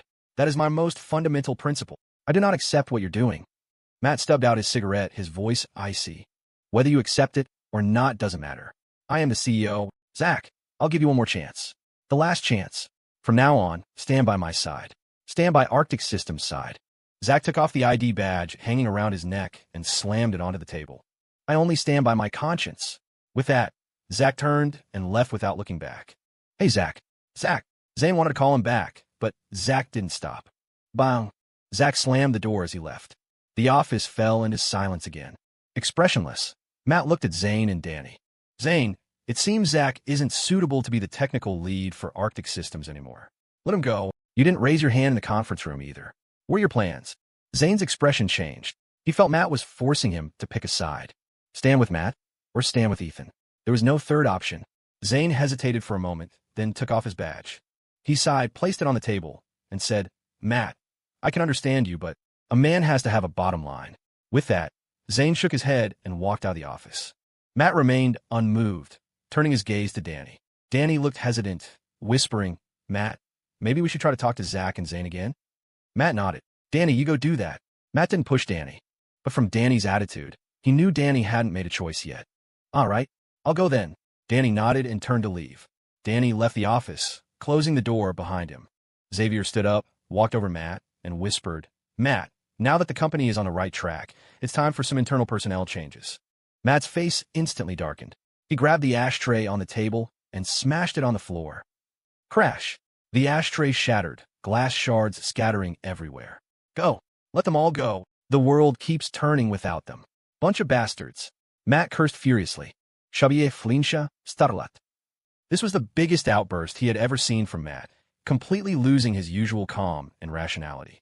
After a long while, Matt panted a few times, calming down, and rationality returned to his eyes. Xavier, notify HR to suspend Zach and Zane's work and start recruiting new technical executives externally, Matt ordered, turning his head. Since Zach wasn't of one mind, he had to be discarded. Shabier nudda. Yes, I'll arrange it right away. Xavier turned to leave, but was called back. Xavier, just do your job quietly, understand? Matt stared at him, his gaze seeming to pierce through him. A chill ran down Xavier's spine. He nodded repeatedly, agreeing. Then, Xavier turned and left the office. Outside, Xavier took out his phone, walked out of the company, hesitated for a moment, wanted to make a call, but stopped. His face was grim as he muttered to himself. Did he find out? Should be fine. He had been scared into a cold sweat by Matt's words, thinking his embezzlement from the company had been discovered. But thinking about it, maybe it was just a reminder for Matt. He shouldn't have found out. Now that the company's senior management was falling apart, and he was the only one standing firmly by Matt, he should be safe. Even if it was discovered, Matt probably wouldn't do anything to him. Thinking this, Xavier felt a bit more at ease. That night, in a luxury suite at the Grand Monarch Hotel in San Jose, there were about a dozen people in the living room. Tank took out cigarettes and distributed them. Ross want one? Tank asked Ross Lawton with a grin. Ross was focused on studying the agreement documents. He waved his hand. No thanks, you guys go ahead. Saying that, Ross looked at his colleagues and instructed, check the IceQ user agreement too. And the colleagues from Financial Audit, come up with an audit plan. Yes, Mr. Lawton. The others responded, busying themselves. A while later, Ross stood up and walked over to Ethan, smiling. Ethan, I just re-examined the VM agreement. There are indeed loopholes we can use. There is no perfect law in the world, and naturally, no perfect agreement.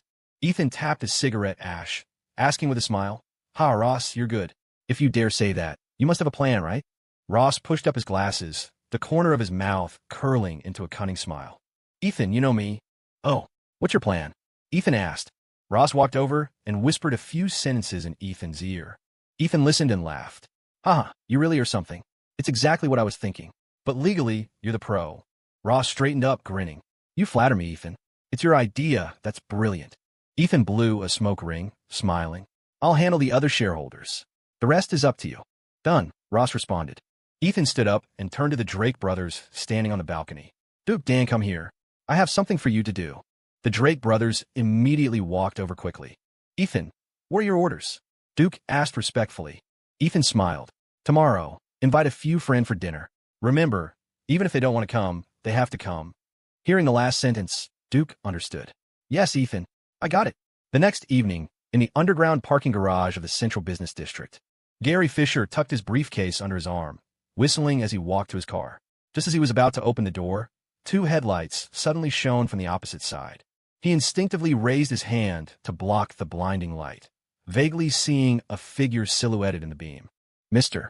Fisher, our boss would like to invite you for a casual dinner. A man's deep voice rang out, the tone unquestionable and refusing refusal. Gary was stunned. He hadn't expected someone to be looking for him.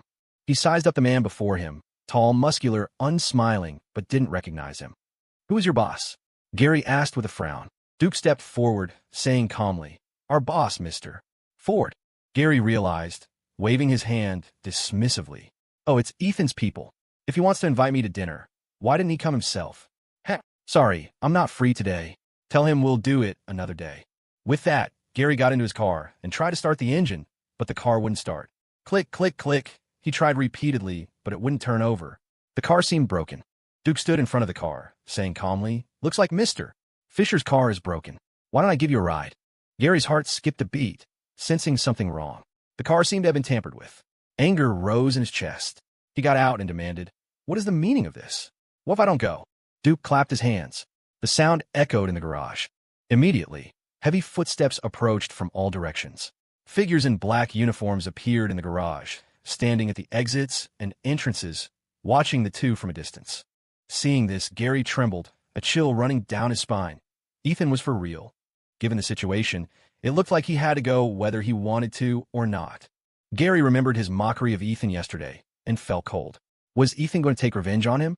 "Mr. Fisher, please." Duke extended a hand, gesturing for him to get into the sedan opposite. "Fine, fine." Sweat beaded on Gary's forehead. He was nervous, but could only agree, walking over to sit in Duke's car. Meanwhile, downstairs at United Telecom, Steve Foster hadn't driven today and planned to take a taxi home. He came to the roadside and saw a taxi. Just as he was about to walk over, 3 black sedans drove up and stopped right in front of him. From the passenger seat, a young man with a flat-top haircut and a suit stepped out. "Mr. Foster, Mr. Ford would like to invite you for a casual dinner. Please get in," Dan Drake said calmly to Steve. Steve looked at the man warily. "Ethan is looking for me? Inviting me to dinner?" "Yes. Mr. Fisher is already on his way. Done no dead. Expressionless." Hearing that Gary Fisher had already gone, Steve knew, without thinking, it was about Arctic systems. But he had already taken benefits from Matt and promised not to wade into this muddy water. He felt there was no need to get entangled with Ethan anymore. "Sorry. Please tell Ethan I have urgent matters today. Let's reschedule." Steve declined. Saying that, he started walking toward the taxi. At that moment, 6 men in black uniforms stepped out of the 2 cars behind Dan, blocking Steve's path. Steve's face changed dramatically. Dan said coldly, "Mr. Foster, please get in the car." Steve nervously gripped his briefcase, seeing that these men had no intention of moving. Looks like he couldn't skip this trip. He gritted his teeth, thought for a moment, and said, "Fine, I'll go see Ethan." Sunset, the banquet hall of the Grand Monarch Hotel. Gary Fisher arrived at the banquet hall first, only to see it sparsely populated. There wasn't a single diner. Given the hotel's class and reputation, this place was usually packed at night. Today, contrary to the norm, there were only a dozen or so people wearing black uniforms. The uniforms had Westford security patches on them. "Mr. Fisher, please." Duke gestured for him to walk further in, toward a private room at the end of the hall. Gary didn't speak. With a dark face, he walked forward. Suddenly, he heard movement behind him. He looked back and saw Steve Foster arriving. "Steve!" Gary called out. Steve hurried over, whispering, "Gary, came by yourself." Gary gave a bitter laugh, glancing secretly at Duke. "They brought me here." The implication was obvious. Steve understood, whispering, "Same here." "Gentlemen, please. Ethan is waiting for you in the private room," Duke said coldly. Okay. Steve nodded repeatedly. Both men looked grim, but they consciously walked toward the room. 2 men guarded the door, opening it for them. As soon as the door opened, a spicy scent wafted out. It was the smell of a spicy seafood boil. Steve walked in first and saw Ethan sitting at the head of the table, eating casually. Tank stood to the side smoking, staring coldly at the two. "Hey, Ethan." "Wayne." Steve greeted with a dry laugh. Ethan put down his fork, wiped his mouth, looked at the two, and nodded. "You're here. Seat." Ethan wasn't polite to them at all, showing no warmth on his face. Steve and Gary looked at each other, neither knowing what Ethan intended. But they obediently found seats opposite Ethan. Facing him, they subconsciously sat up straight, looking nervous. The atmosphere in the room was weird and oppressive. Steve broke the silence first, laughing dryly. Ethan, eating a boil tonight? The spices smell great. Ethan took a cigarette, lit it himself, narrowed his eyes at him, and smiled. The taste is good, but I don't have much of an appetite. Steve, Gary, your appetite should be pretty good, right? Seeing me frozen out of Arctic systems, does the food taste even better? Steve's face changed instantly, his palms sweating. Ethan had indeed come for yesterday's events. He forced a laugh. No, Ethan, you're joking. Ethan blew a smoke ring, staring at him coldly. Am I joking with you? Steve felt his scalp tingle under Ethan's icy gaze. Even with all his experience in the business world, he had never felt this kind of pressure. This meal was not going to go down easy. Ethan was definitely looking for payback for yesterday. What surprised him was that Ethan had more power, more energy than he anticipated. The men outside, those Westford security guys, looked like trouble. His heart hung in his throat, palms sweating. He wiped them secretly on his trousers. Ethan, about yesterday. Really sorry about that. We had no choice. Control of Arctic systems is still in Matt's hands, Steve said, shirking responsibility. Ethan snorted coldly. You took benefits from Matt, didn't you? Steve was startled. He didn't expect Ethan to guess that. His face darkened, and he gritted his teeth secretly. Ethan, you can't just slander people out of thin air. We came here today out of respect. What more do you want? Saying that, Steve secretly signaled Gary to be tougher. Gary got the hint, mustered his courage, and questioned Ethan back. Ethan, isn't this inappropriate? You invite us to dinner just to embarrass us about yesterday. Let me tell you, Gary Fisher, have seen it all. Your little display here doesn't scare me. Gary was betting that Ethan wouldn't dare actually do anything to him. He wasn't just a businessman. He was Summit Capital's man. And Summit Capital had people above them. Ethan smoked a cigarette and said abruptly, Gary, pretty tough.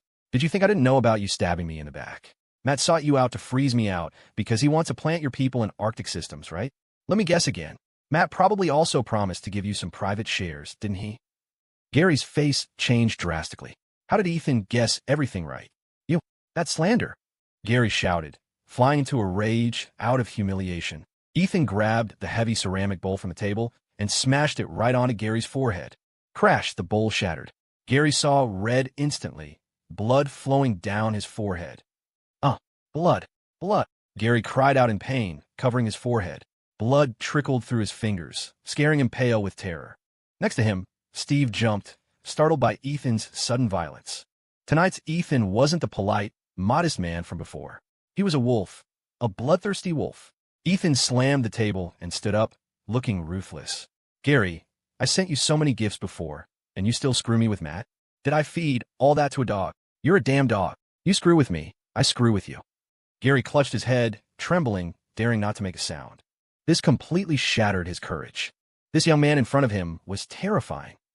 Ethan took another cigarette, lit it, and smoked.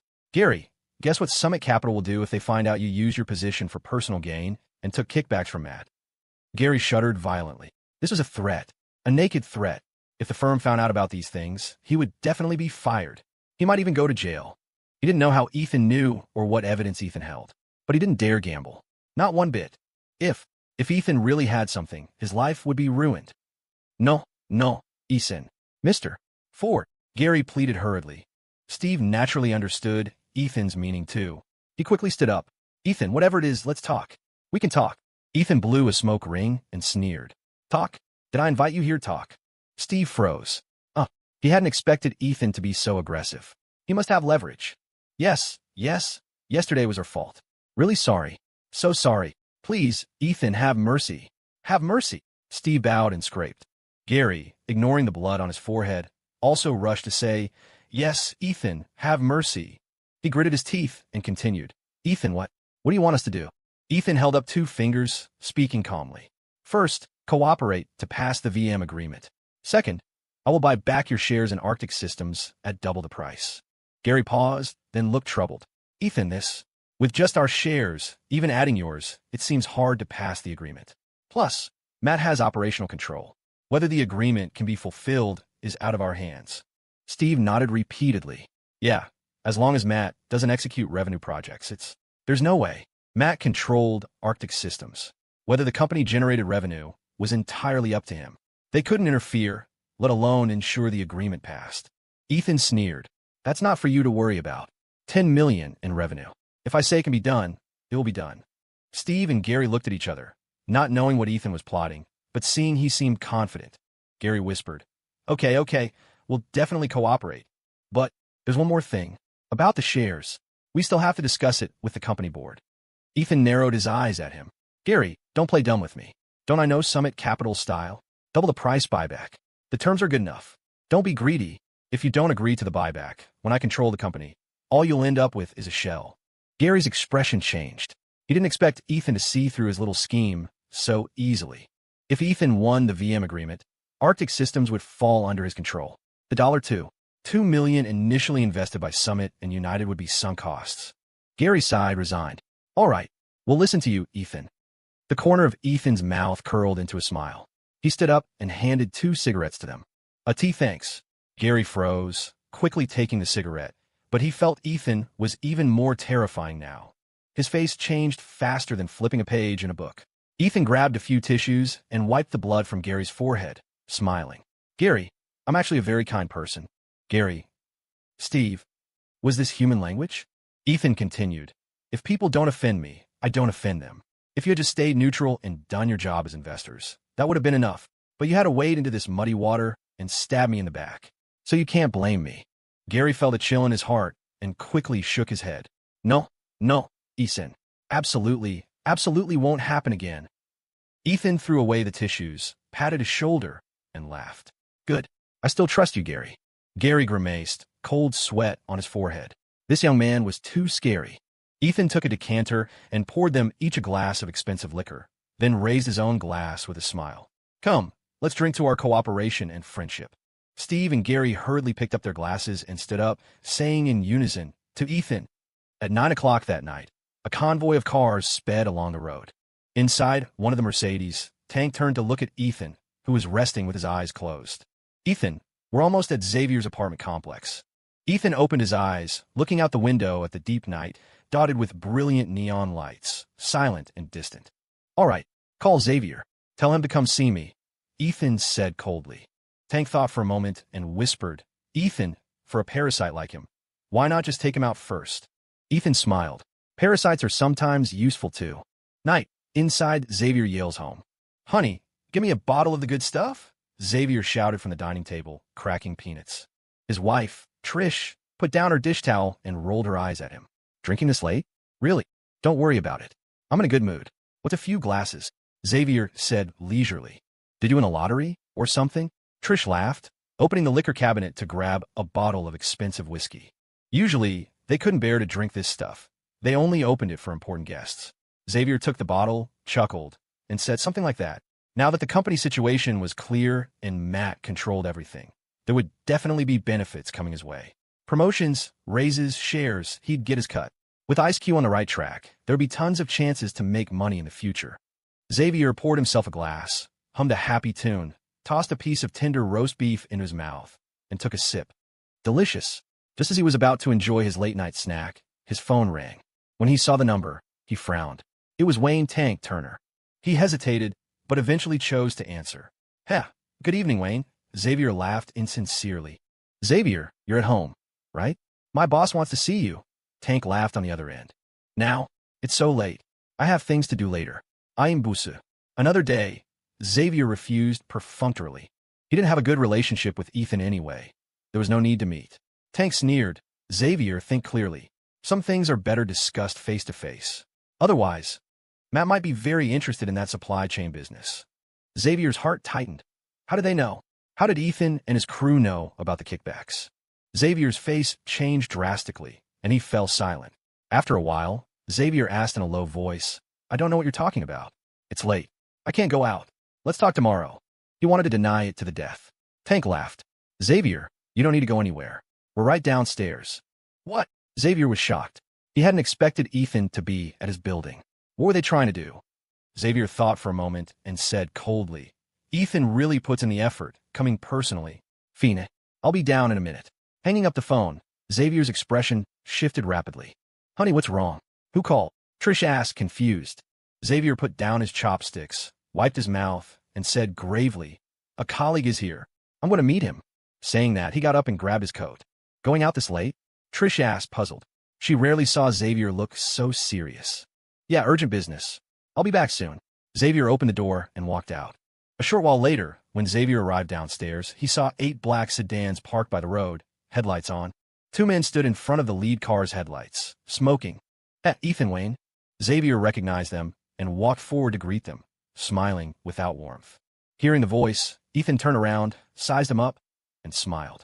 Xavier, nice place you live in. Must have cost a lot. This complex was one of the better mid to high-end ones in San Jose. Based on Xavier's salary, he couldn't afford a house here. This meant Xavier had income other than his salary. Ethan's single sentence made his intention clear. Ethan, you're joking. My wife's family supported us. How could I afford this? Ethan blew a smoke ring, stared at him, and smiled. Xavier, no need to play dumb with me. Did you think what you did was seamless? Or did you think you were smart enough to fool everyone? Xavier's heart trembled, but he maintained his composure on the surface, asking, Ethan, what do you mean? I don't know what you're talking about. Ethan walked over, stood in front of Xavier, and said coldly, Stop playing the fool. You took benefits from Jean-Fay Corp and did quite a few things in Arctic Systems' name, didn't you? Hearing this, Xavier's face went instantly white. How do you know? How do you know? Xavier Yale blurted it out in shock. He never expected Ethan to have investigated these things. Thinking about the leverage falling into Ethan's hands, his face grew even uglier. Ethan sneered. Just checking your transaction records makes it crystal clear. If you don't want people to know, don't do it. Since entering Arctic Systems, Ethan had been keeping an eye on every executive's business dealings. He was well aware of Xavier's little maneuvers. If Matt hadn't flipped the table, and if Xavier hadn't sided with Matt, these matters could have been ignored. Ethan wasn't in a rush to move against Xavier. But since the mask had been torn off, there was no need for reservations. Ethan exhaled smoke and said calmly, Xavier, as a shareholder of Arctic Systems, logically, I should send you to prison. Xavier turned pale with fright, pleading hurriedly, No, Ethan, don't. I was wrong. I know I was wrong. If he went in, his life would be over. He was genuinely terrified. Ethan narrowed his eyes, patted his shoulder, and smiled. If you don't want to go in, you need to do something to prove that you still have value to me. Xavier froze, roughly guessing what Ethan wanted him to do. Ethan wanted to go after Matt. He hesitated a tiny bit, but for his own survival, he had no choice. Ethan, please give your orders. 3 days later, Arctic Systems. In the office, Matt Thorne was working at his desk, reviewing the IceQ member growth report and writing notes. A knock on the door sounded, and his assistant Lucas walked in. Matt, here are the weekly reports from the departments. Do you want to see them now? Lucas handed over the documents. Yes, all recently launched business needs approval before implementation. Matt looked up and took the files. He flipped through them, checking the work reports, including IceQ's various operations. Scanning briefly, he stopped at the PR department's report. Why is this Penguin IceQ co-branded product project moving forward? Matt asked suddenly. Lucas replied respectfully, Matt, regarding the work you mentioned last time to enhance the Penguin brand effect, Xavier plans to continue executing this project. Adopting co-branding can better enhance the brand. This plan was submitted to you 2 days ago. Matt realized, remembering Xavier had indeed mentioned this to him a couple of days ago. This kind of project wasn't too important. After all, no enterprise would really spend much money on Penguin. It was just a way to leverage brand effects. All right, I got it. Let Xavier handle it. Matt nodded, then wrote a simple approval on the report. Now he controlled all affairs of Arctic Systems, literally micromanaging. Currently, Arctic Systems had revenue, but under his specific manipulation, the revenue level wasn't high. Reaching 10 million annually was basically impossible. He was confident he would win this bet. Matt, Zach and Zane have both taken leave. Now the tech and operations departments lack supervisors.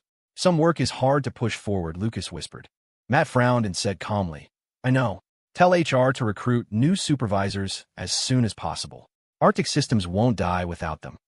Yes, Matt. I'll urge HR right away. Lucas bowed and responded. Matt acknowledged, but seeing Lucas hadn't left, asked casually, Is there anything else? Lucas hesitated for a moment, then said, Matt, I heard some rumors that United Telecom and Summit Capital want to hold a shareholders meeting next week. I heard the supervisors chatting about it. Matt, is there really going to be a meeting next week? I should prepare. Hold a shareholders meeting? Why haven't I heard of it? Matt stared at him, doubt in his eyes. He was the actual controller of Arctic Systems. If shareholders wanted a meeting, he would be the first to know. He wondered how these rumors started. I see. Probably just idle chatter from the staff, Lucas smiled. Matt thought carefully for a moment, tapped the table, and said, "Prepare the car. I need to go to Summit Capital. I want to see Gary." Matt was always cautious. Since there was a rumor, he had to take it seriously. He wanted to see Gary Fisher personally to clarify. "Yes, Matt. I'll prepare the car." Lucas bowed and left. About half an hour later, Matt came out of the office and ran into Xavier Yale in the office area. "Hey, Xavier, wait a second." Matt called out to him. Xavier stopped, his face looking a bit unnatural. He laughed wryly. "Hey, Matt. What's up?" Matt patted his shoulder and laughed heartily. "Haha, what could be up? We're all on the same team. No need for orders. That product co-branding thing, keep an eye on it. But no need to make it too big. Step by step." Xavier nodded. "Yes, Matt. I understand." Matt examined his face and asked, "Xavier, you look a bit off these past 2 days. Not sleeping well. Maybe just a bit tired recently." I'm fine. Xavier laughed dire. Matt smiled slightly, patted his shoulder, and encouraged, "I know you're working hard. Just get through this half year, and everything will get better. By the way, Xavier, there's one more thing I want your opinion on." "Please say it, Matt," Xavier said in a low voice. Matt narrowed his eyes and smiled. "I want you to take over Ethan's position." "Me? Take over Ethan's position? Operations director?" Xavier asked in shock. Matt nodded, smiling. "Yes, Xavier. You're the brother I trust most. Such an important position naturally goes to you." A strange look flashed in Xavier's eyes. He hesitated, then forced a smile.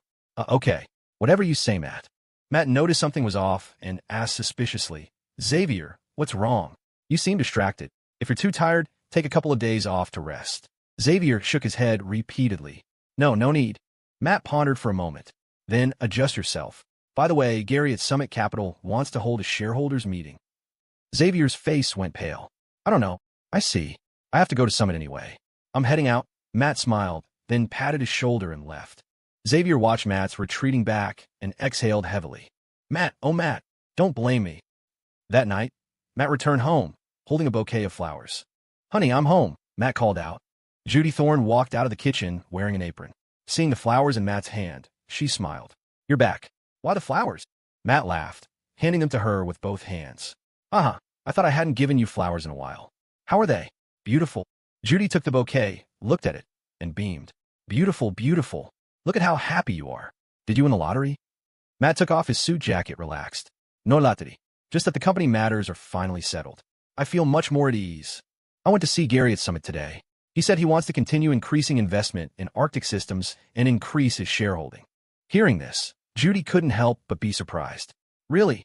That's great. Based on the company's current valuation, that's worth a lot of money." Matt nodded, smiling. "Yes, it is worth a lot.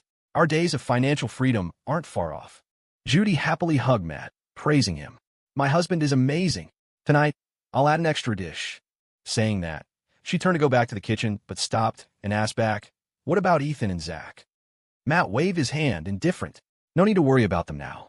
They can't make any waves. The entire company is under my control.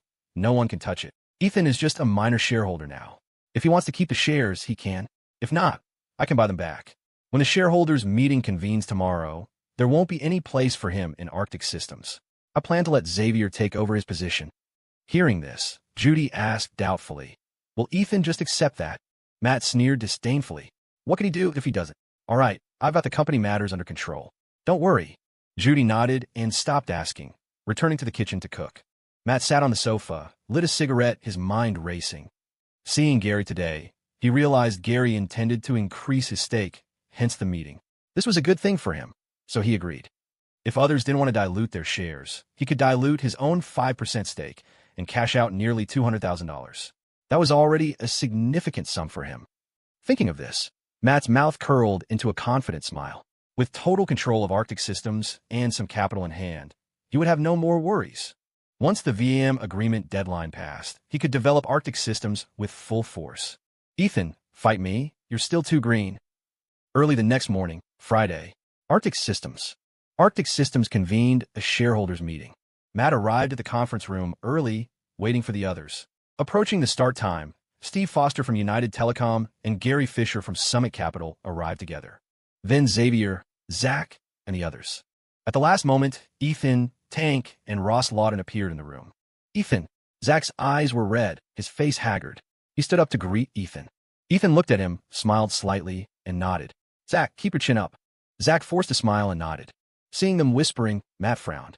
Did Zach really defect to Ethan? The thought suddenly popped into his mind. Even the best friends were unreliable. Anger rose in Matt's heart. But reason told him that even if the two stood together, it had no effect on him. As long as he firmly controlled the company, they couldn't do anything. Ahem. Since everyone is here, let's start today's meeting. Matt coughed dryly and called out to everyone. Ethan shrugged and sat at the other end of the conference table, directly opposite Matt. Matt snorted inwardly and said, calling everyone for this meeting today is mainly to discuss Gary's increase in company shareholding. I want to hear everyone's opinion. His voice fell, and silence filled the room. No one spoke. Even Gary Fisher, who had proposed the meeting, remained silent, sitting straight in his chair with a bandage on his forehead, his face grim. A trace of doubt and unease rose in Matt's heart. He continued, if you have opinions, raise them. Speak freely. Gary, why don't you start? Gary gave a dry laugh. Well, maybe we should hear other opinions first. With that, Gary turned his gaze to Ethan. The others also turned to look at Ethan. Ethan leaned back in his chair, relaxed, tapped the table, and smiled. We can discuss increasing shares later. We have a more important matter regarding the equity transfer after the fulfillment of the VM agreement. Hearing this, Matt couldn't help but sneer. Ethan, what nonsense are you talking about? The VM agreement hasn't been met yet. What equity transfer? Did you win a bet? Ridiculous. Ethan shrugged nonchalantly. I won. Arctic Systems hit 10 million in revenue. Done. Matt sneered. Ethan, are you drunk? If you're drunk, you can skip the meeting. Ethan signaled Ross with a look. Ross pushed up his glasses and pulled a contract from his satchel. This is a brand co-branding marketing contract reached between West Ford and Arctic Systems. West Ford will pay Arctic Systems a brand licensing fee of $1.5 million, effective immediately as of yesterday, which means as of 4 p.m. yesterday, Arctic Systems has already achieved multi-million-dollar revenue, fulfilling the VM agreement. According to the clause in the agreement stating equity transfer is effective immediately upon fulfillment, we now have the right to demand all signatories of the VM agreement to immediately initiate the equity transfer process. This is the contract, and this is the notice. Ross placed the contract in the middle of the conference table, then distributed the notices to the others. Hearing this, Matt was completely stunned. What? What did you say? $1.5 million in licensing fees. Impossible. Absolutely impossible. I've never even seen it, never signed it. Matt slammed the table and stood up, eyes red, staring dead at Ethan. Ethan, this is impossible. What the hell are you playing at? Ethan Ford remained calm in the face of Matt Thorne's fiery glare. Pointing at the document on the table, Ethan smiled faintly. Mr. Thorne, why don't you take a look for yourself? Matt snatched the contract from the table and flipped through it rapidly. When he saw the signature and the official seal on the final page, he froze. The signature read, Xavier Yale. Xavier had signed the contract yesterday and stamped it with the Arctic Systems seal. Matt's mind exploded with a deafening boom. He was completely dumbfounded. In that instant, he finally understood. This was a trap, a setup. He never imagined that Xavier would defect, betrayed by his most trusted friend, his brother. A surge of rage shot through him. Matt slammed the contract down and whipped his head around to glare at Xavier. Xavier, what the hell is this? Xavier lowered his head, silent, not daring to respond.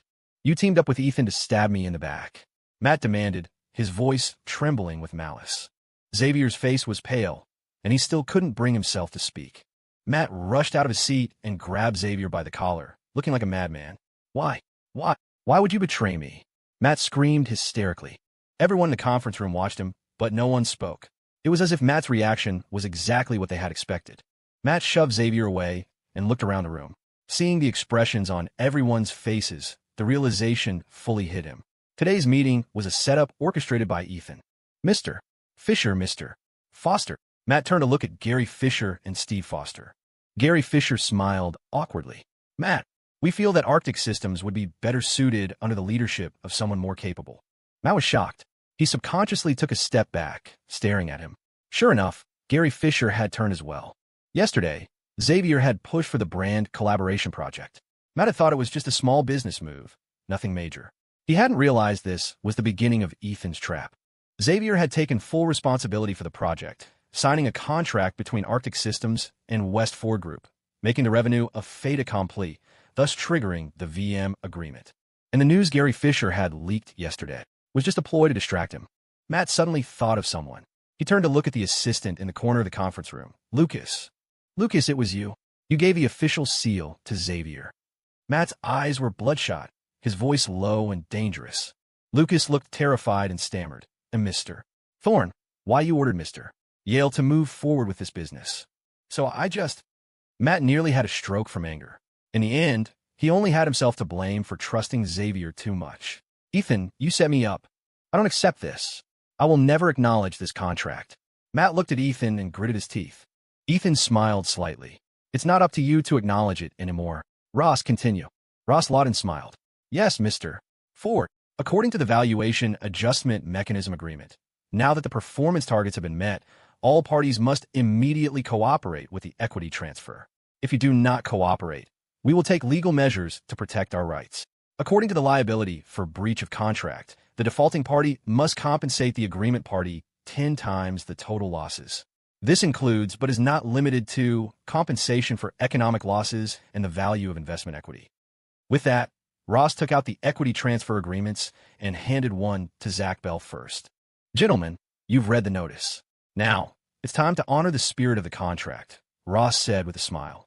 Zach Bell picked up the pen without hesitation and signed his name. I support Mr. Ford, Zach said solemnly after signing. He was the first to finish. Next were Zane King, Danny, and the other co-founders, followed by the investors, Steve Foster and Gary Fisher. Finally, the agreement was placed in front of Matt. I won't sign it. Matt sat back in his chair, his face ashen. Ethan sneered. Accept your loss, Mr. Thorne. You need to think clearly about the consequences of breaching the contract. Matt snapped. This is your conspiracy.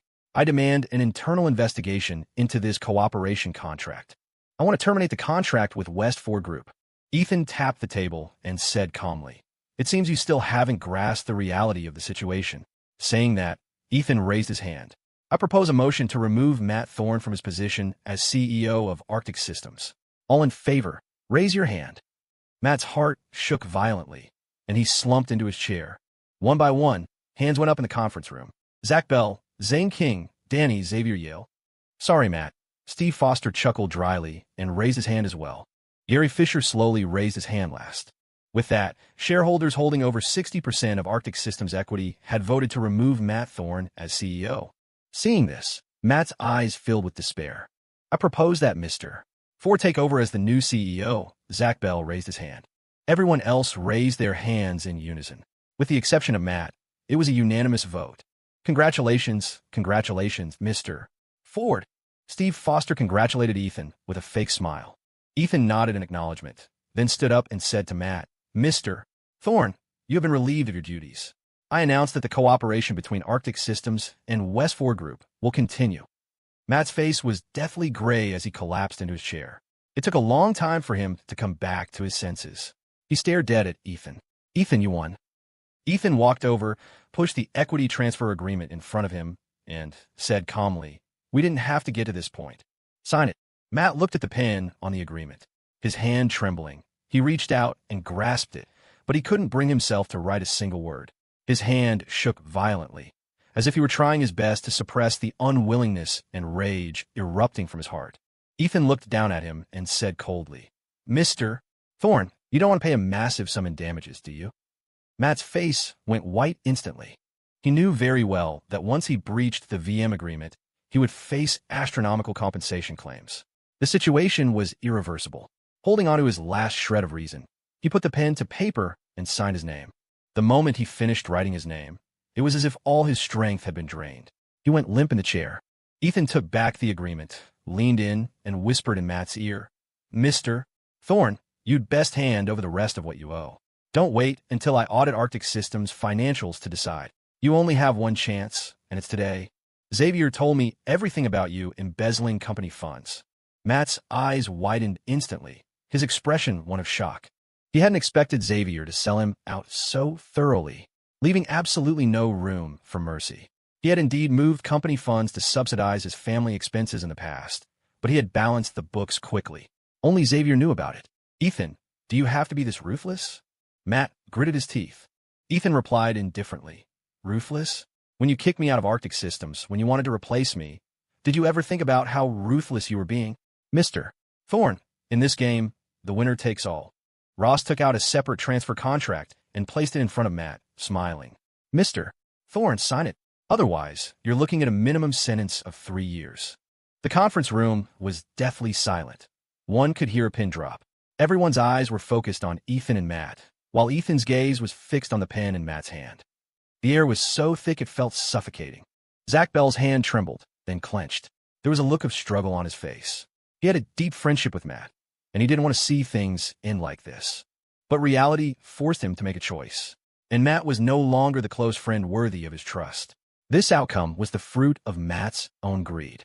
If Matt had been willing to accept Ethan as part of the team, or even as the leader of Arctic Systems, and shared the fruits of success, united in developing the company, things wouldn't have reached this point.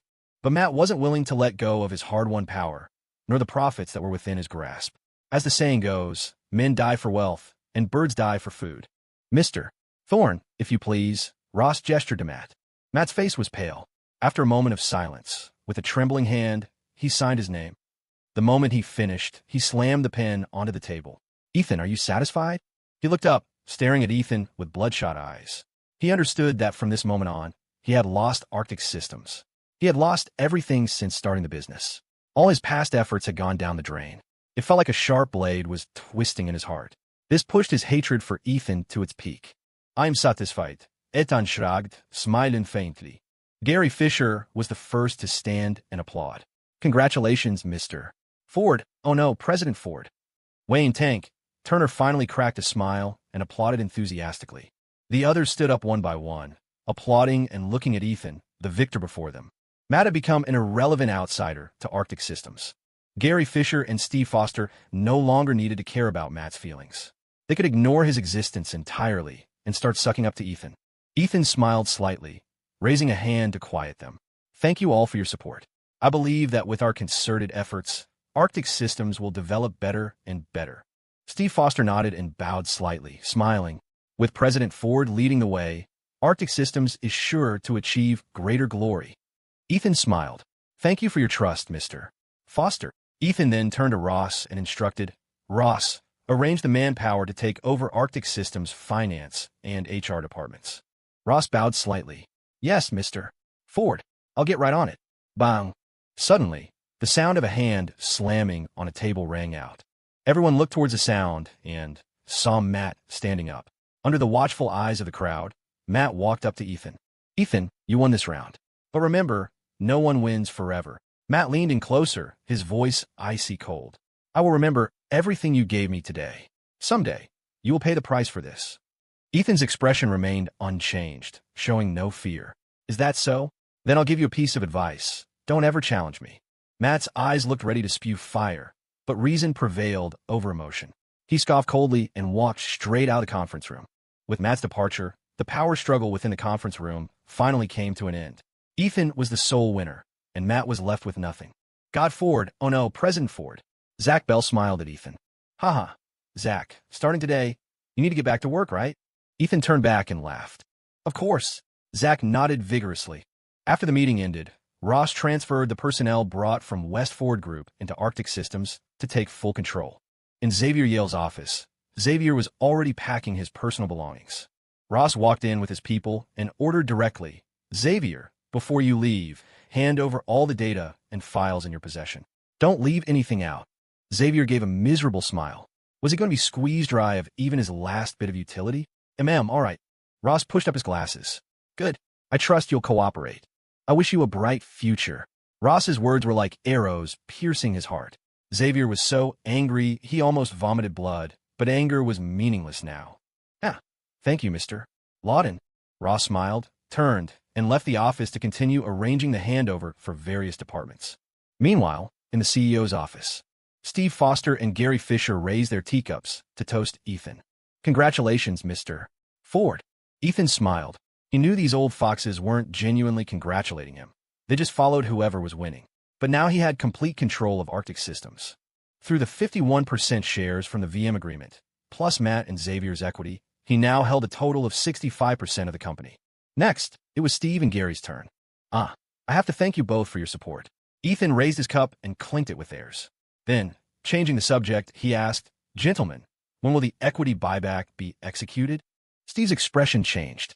He hadn't expected Ethan to be so direct, forcing them to hand over their remaining equity right after kicking Matt out. But with his leverage in Ethan's hands, he had no choice. Mr.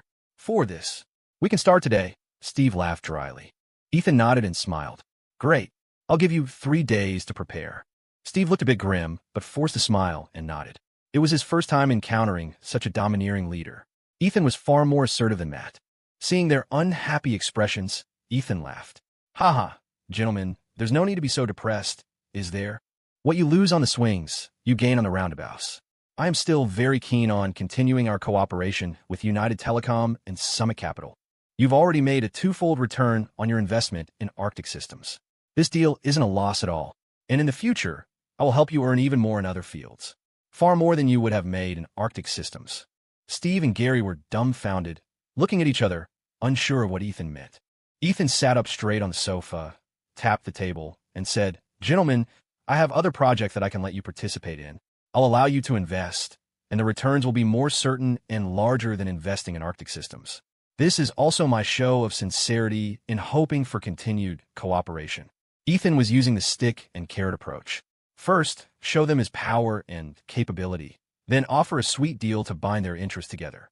Without a doubt, United Telecom and Summit Capital, with their massive investment capital, were partners Ethan wanted. Hearing this, Gary felt a stir of interest. Mr. Ford, what project? He didn't agree immediately, but he was intrigued. Ethan took a sip of tea and smiled. I'm planning to auction for a vanadium mine in Big Rock, Fulton. The proven reserves of this mine are currently 100,000 tons, possibly higher. Based on our market forecast for vanadium, the current price is $12,000 per ton. The base production value alone reaches over $75 million. And I predict vanadium prices will continue to rise, at least doubling, maybe more. However, to redevelop and utilize, it requires an upfront capital injection. To win the auction and rebuild the mine, I estimate we need another $10 million. I believe you two will be interested. A gleam flashed in Steve's eyes. Resource investment was indeed a solid moneymaker, especially rare resources. But the barrier to entry was extremely high. Without special connections and resources, typical capital couldn't get its hands on such things. He had to admit, he was genuinely tempted. He didn't know how Ethan had secured this resource, but given Ethan's methods and capabilities, it wasn't surprising. After seeing him take down Matt, he had zero doubts about Ethan's ability. Mr. Ford, I'm indeed interested. How much do we need to invest? And how much can we get? Steve asked directly. Ethan looked at them and smiled. $4.5 million from each party. You get 20% equity. Based on production value, the annual profit share would exceed $15 million. Gary suddenly asked coldly, It certainly looks profitable, but Mr. Ford, you can make this money yourself. Why share with us? Steve nodded. With Ethan's strength, raising a few million, even through bank loans, wouldn't be difficult. Why share this fat piece of meat?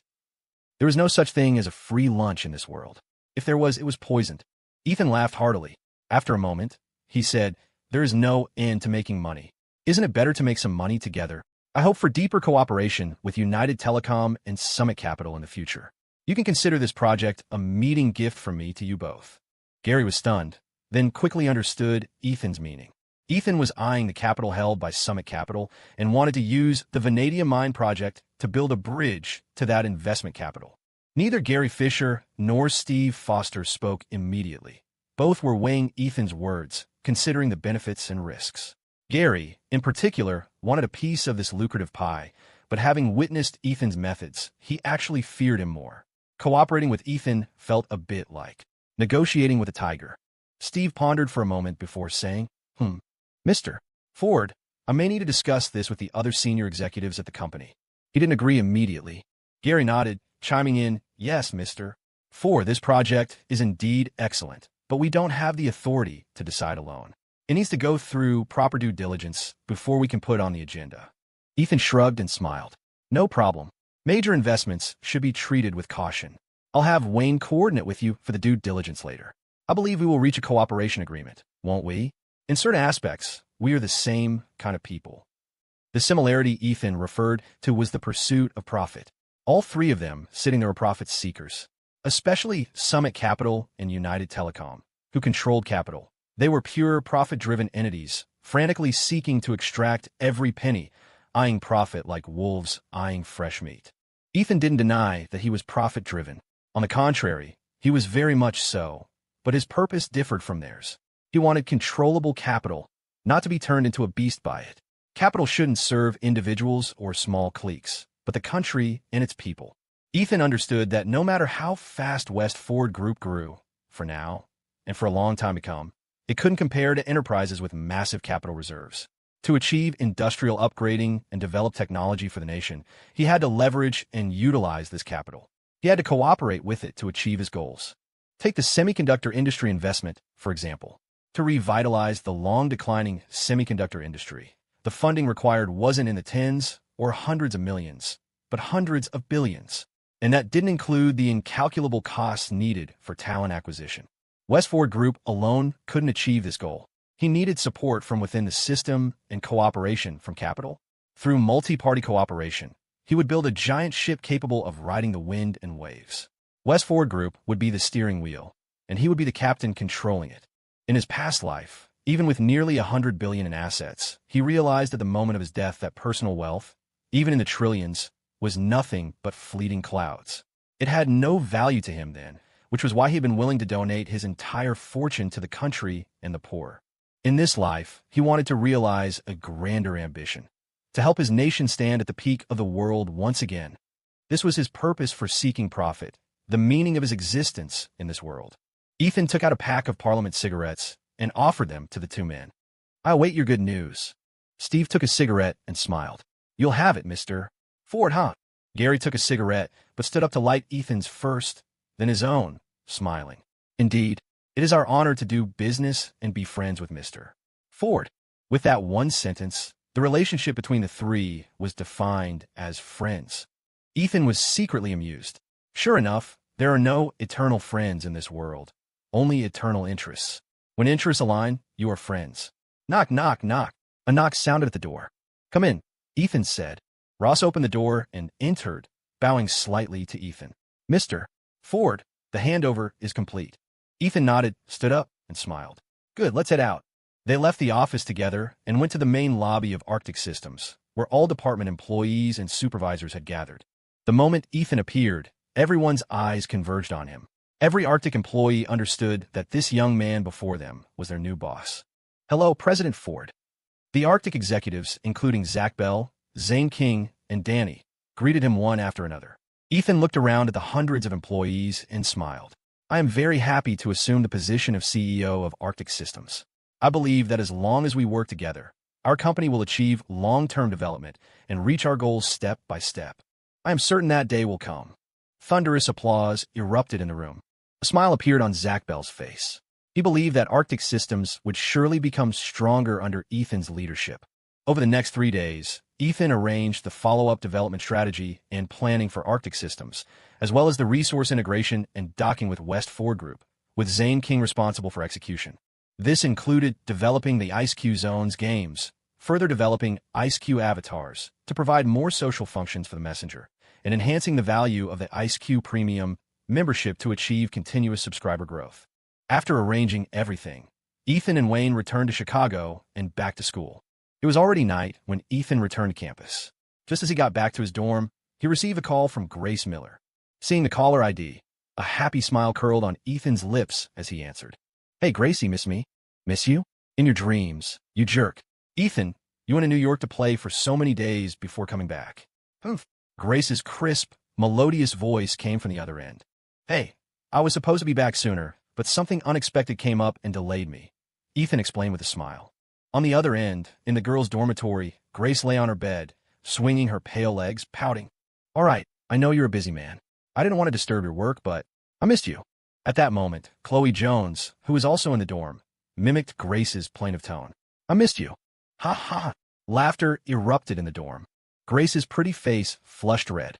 She rolled her eyes at her roommates, but ignored their teasing. "Stinky Ethan, I'm going to show you something tomorrow noon. You'll definitely be happy," Grace said, keeping it a mystery.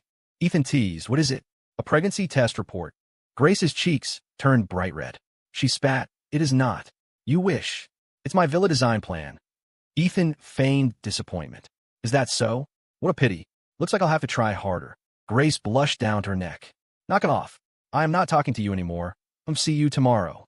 After hanging up, Grace hugged her pillow and rolled over, feeling her cheeks burn. Ooh, our little Gracie's face is so red. Chloe walked over with a face mask on, teasing her. It is not. Grace denied profusely, her face crimson. That jerk Ethan, does he want to be a dad that badly? Isn't that a bit too early? Why am I thinking about this? Grace buried her face in the pillow. Chloe sat on the edge of the bed and laughed. All right, I won't tease you, but I think you and Ethan should lock things down sooner rather than later.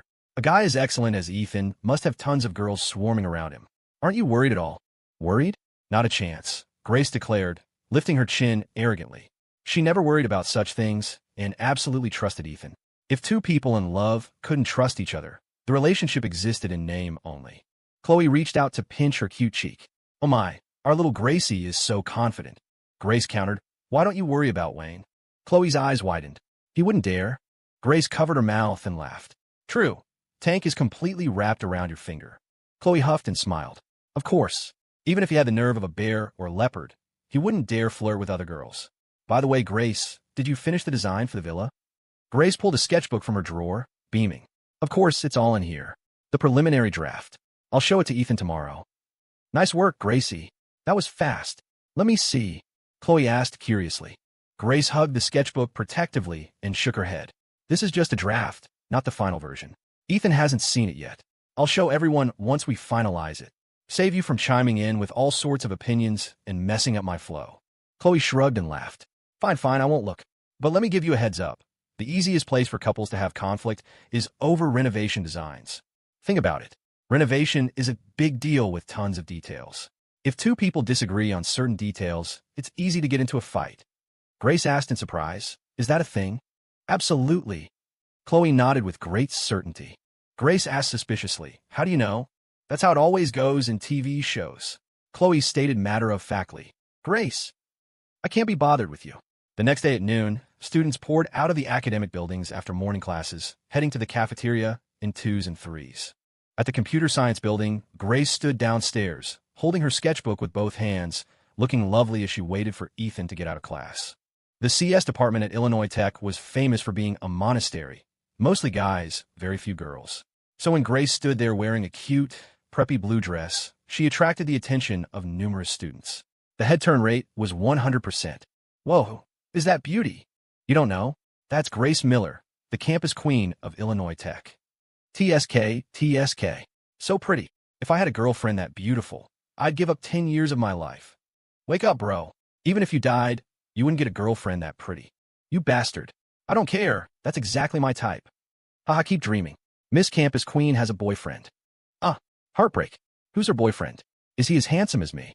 A group of guys stood not far away, staring and gossiping. Grace simply tucked a strand of hair behind her ear, eliciting a chorus of howls. Suddenly, the guys saw Grace look toward the building, jumping up and down in place, looking very happy.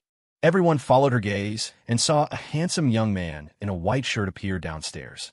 Ethan, Grace cheered and ran over in front of everyone, throwing her arms around the young man in the white shirt. The young man lifted her up and spun her around in a circle, their intimacy on full display. Oh, my goddess! The group of guys was instantly petrified, the sound of hearts breaking audible in the air. After landing, Grace naturally hugged Ethan's arm and smiled faintly. Master 4, let's go, I'm starving. All right, you glutton. Let's go eat on the second floor of the cafeteria. Ethan patted her head affectionately. Hey, what are you holding? Grace played mysterious. Oops, I'll show you when we get to the table. Ethan guessed what it was with one look. He knew from last night's call, but he let her pretend. Okay, let's go. By the way, the drama club has an exchange event this afternoon.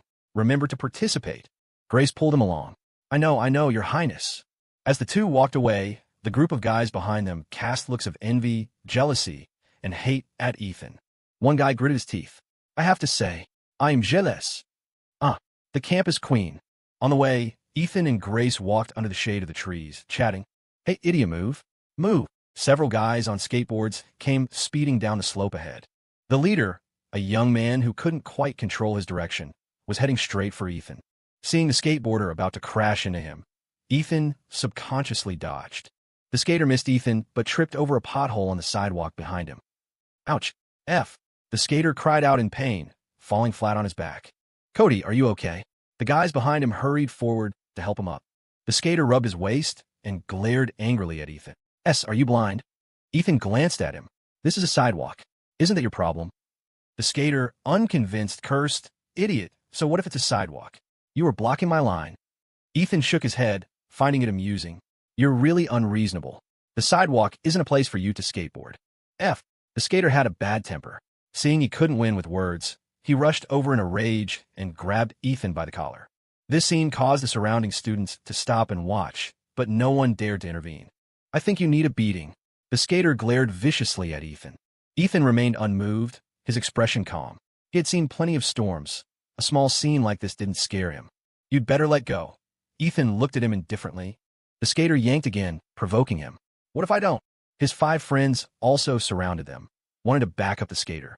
Just as Ethan was about to react, Grace suddenly grabbed the skater's arm. Her pretty eyes flashed coldly. Let go. Little girl, get lost.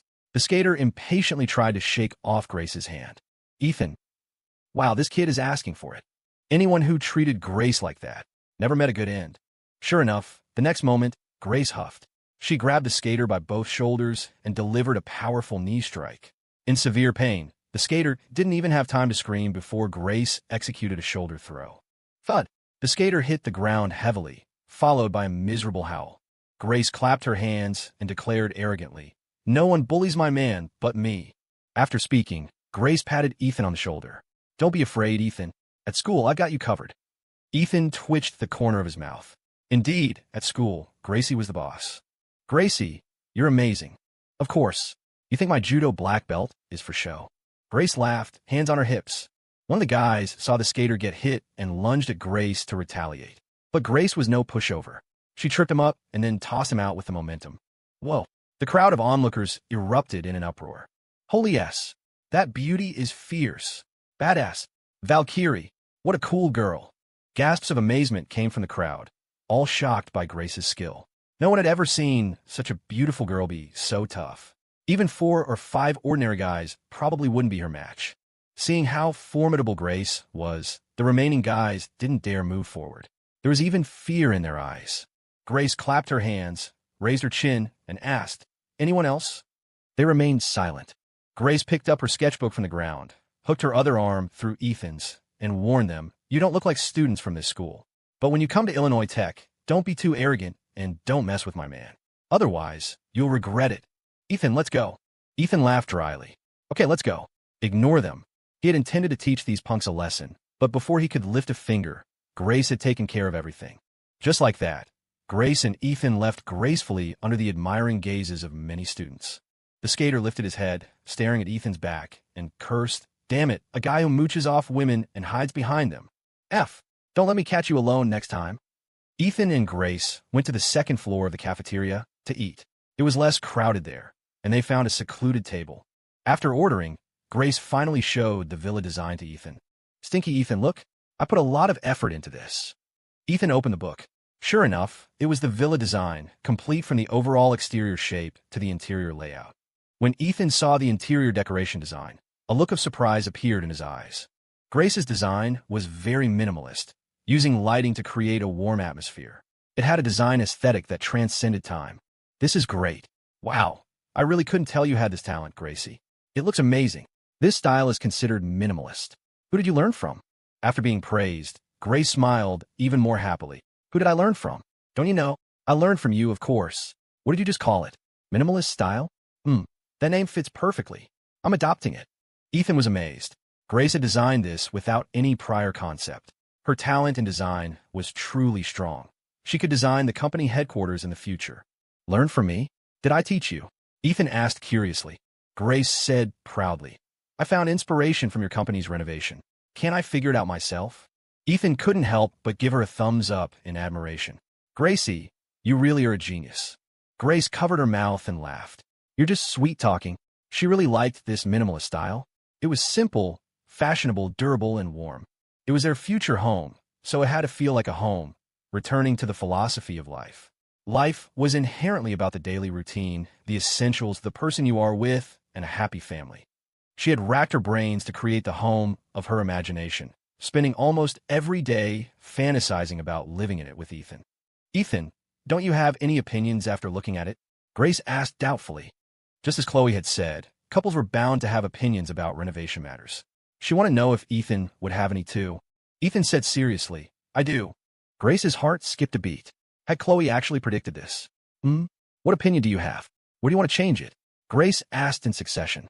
Ethan held her hand and said solemnly, My opinion is, you need to stay up less late in the future. Don't ruin your health doing this. You weren't sleeping in the middle of the night before because you were working on this design, right? Otherwise, it would be impossible for you to come up with these drafts in such a short time. Gracie, I don't want you to work too hard. Hearing this, Grace felt waves of warmth surge in her heart, and her nose tingled. In fact, at least you know what's good for you. All right, I know. Grace pecked him on the cheek. Stinky Ethan, he's really good. Ethan touched his cheek and grinned foolishly. Hee, is this the reward? Just this tiny bit? Grace blushed and rolled her eyes at him. Is that not enough? Ethan shook his head decisively. Not enough. With that, Ethan leaned in and kissed her. Lips meeting, Grace's eyes went wide instantly, frozen on the spot. Ethan plundered to his heart's content before finally letting her go, satisfied. Grace's face was beet red. She turned her head to scan the cafeteria, relieved to find no one paying them any attention. Stinky Ethan, how dare you molest me in public? You're asking for a beating. Her small fists rained down on Ethan's arm, annoyed and shy. Ethan grinned wickedly. So that means if it's not in public, I can? Bad guy. No, you can't. Grace pouted, acting arrogant. Ethan laughed. That won't be up to you when the time comes. I'm ignoring you. I am going to get food. Grace turned her blushing face away and left. Ethan was in a great mood. Teasing Gracie every day was such a joy. Suddenly, his phone rang. He picked it up and saw it was Henry Payne calling. So he answered. Hey, Henry, what's up? Boss, do you have time this weekend? I have some things I want to discuss with you. It's about Boss Vane's matters. Henry's low voice came through the phone. Ethan frowned slightly. What is it? Is it about the restructuring of the estate? Henry was the type to try his best to solve problems himself first. If he could solve it, he would never trouble Ethan.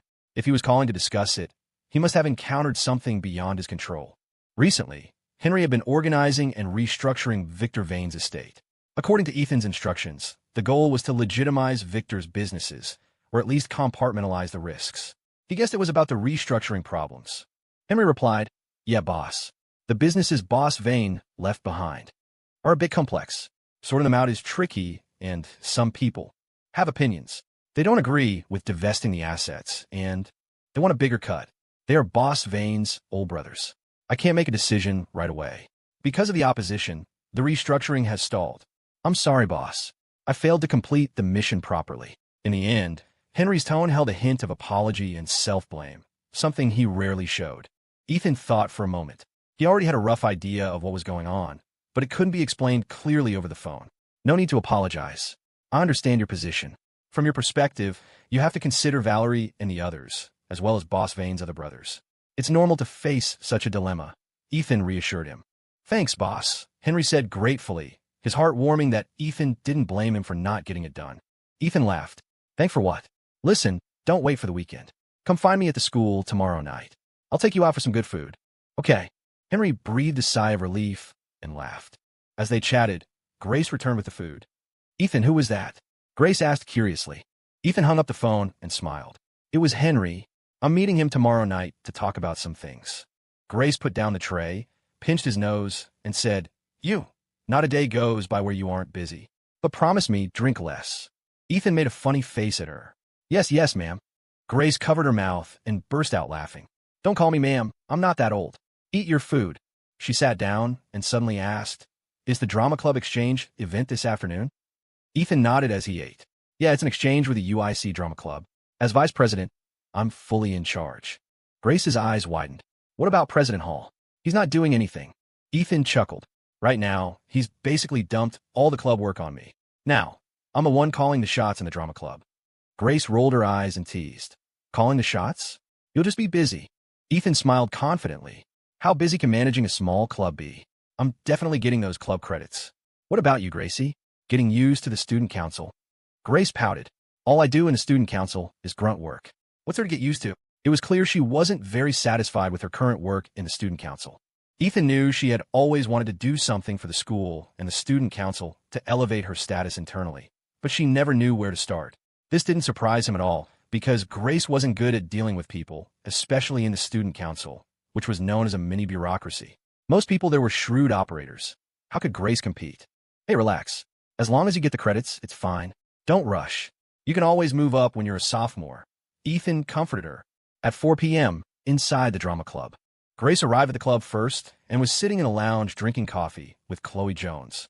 Thanks to Ethan's investment, the drama club's warehouse had been renovated. It was no longer a messy space, but a tidy, beautiful, and stylish club center. Ethan had successfully gained control of the club because of this. In addition to the large rehearsal room, the activity center also had a lounge, changing rooms, equipment rooms, and other functional areas. TSK, the drama club has really changed completely. Chloe looked around and sighed. Grace rested her chin in her hands, smiling proudly. Of course, Master Ford's masterpiece. Chloe chuckled softly. That's Ethan's strong ability. What ability? Grace turned her head to ask. Cash. The ability of cash. Chloe quipped. Grace. You have a point. Chloe asked curiously. Grace, tell me, for Ethan to spend money like this, how much has he actually made? Grace tapped her chin, thinking for a moment. I never asked him, but I guess. Maybe 5 or 6 million. 7 million? There should be that much. Maybe a bit less. So why ask me? How would I know? Chloe nodded and said seriously. I think maybe more. 10 million? Wow, that's amazing. Just as they were chatting, 2 girls walked in. Hello, excuse me. Is this the Illinois Tech Drama Club? One of the pretty girls asked. Grace turned around and looked towards a voice. She saw a girl wearing a floral short skirt, with shoulder-length hair, an oval face, and willow leaf eyebrows. The girl had an elegant and graceful temperament. Just one look made a lasting impression. Grace was stunned when she saw her. It's you. The short-haired girl also saw Grace and looked surprised. Grace? Oh, what a coincidence. I didn't expect to run into you here. Grace stood up and looked carefully at the girl in front of her. For some reason, she felt a strange feeling she couldn't quite describe. Like a bit of discomfort. She didn't understand where this feeling came from. Yes, Lucy. Grace smiled with pursed lips. Are you guys from the UIC Drama Club? Lucy Yates nodded, tucked her shoulder-length hair behind her ear, and smiled. Yes. The club said the exchange is today. We finished class early, so we came over to take a look first. We asked around all the way here, but as soon as I walked in, I saw how nice this venue is. I couldn't quite believe it, so I came to ask. Grace realized. I see. You're in the right place. This is the drama club. Welcome. Lucy smiled, stared at Grace, and extended her hand. Thank you. Grace looked at the extended hand, hesitated for a moment, then shook it. You're welcome. Have a seat first. I'll get you some water. Grace let go, turned to pour tea, and Chloe followed to help. Lily Chow looked at Grace's back and whispered, See, that's Ethan Ford's girlfriend. Pretty, isn't she? Lucy nodded and smiled. She is quite pretty, but she's quite simple. Just pretty, that's all.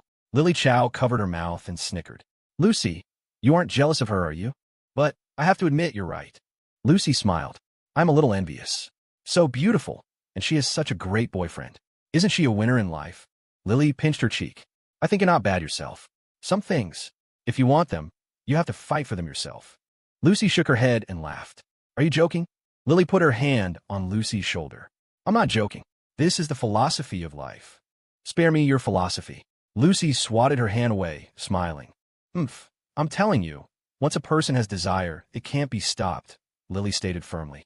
Lucy, don't you find that handsome guy, Ethan, charming? He's handsome, has a good temper, and is rich.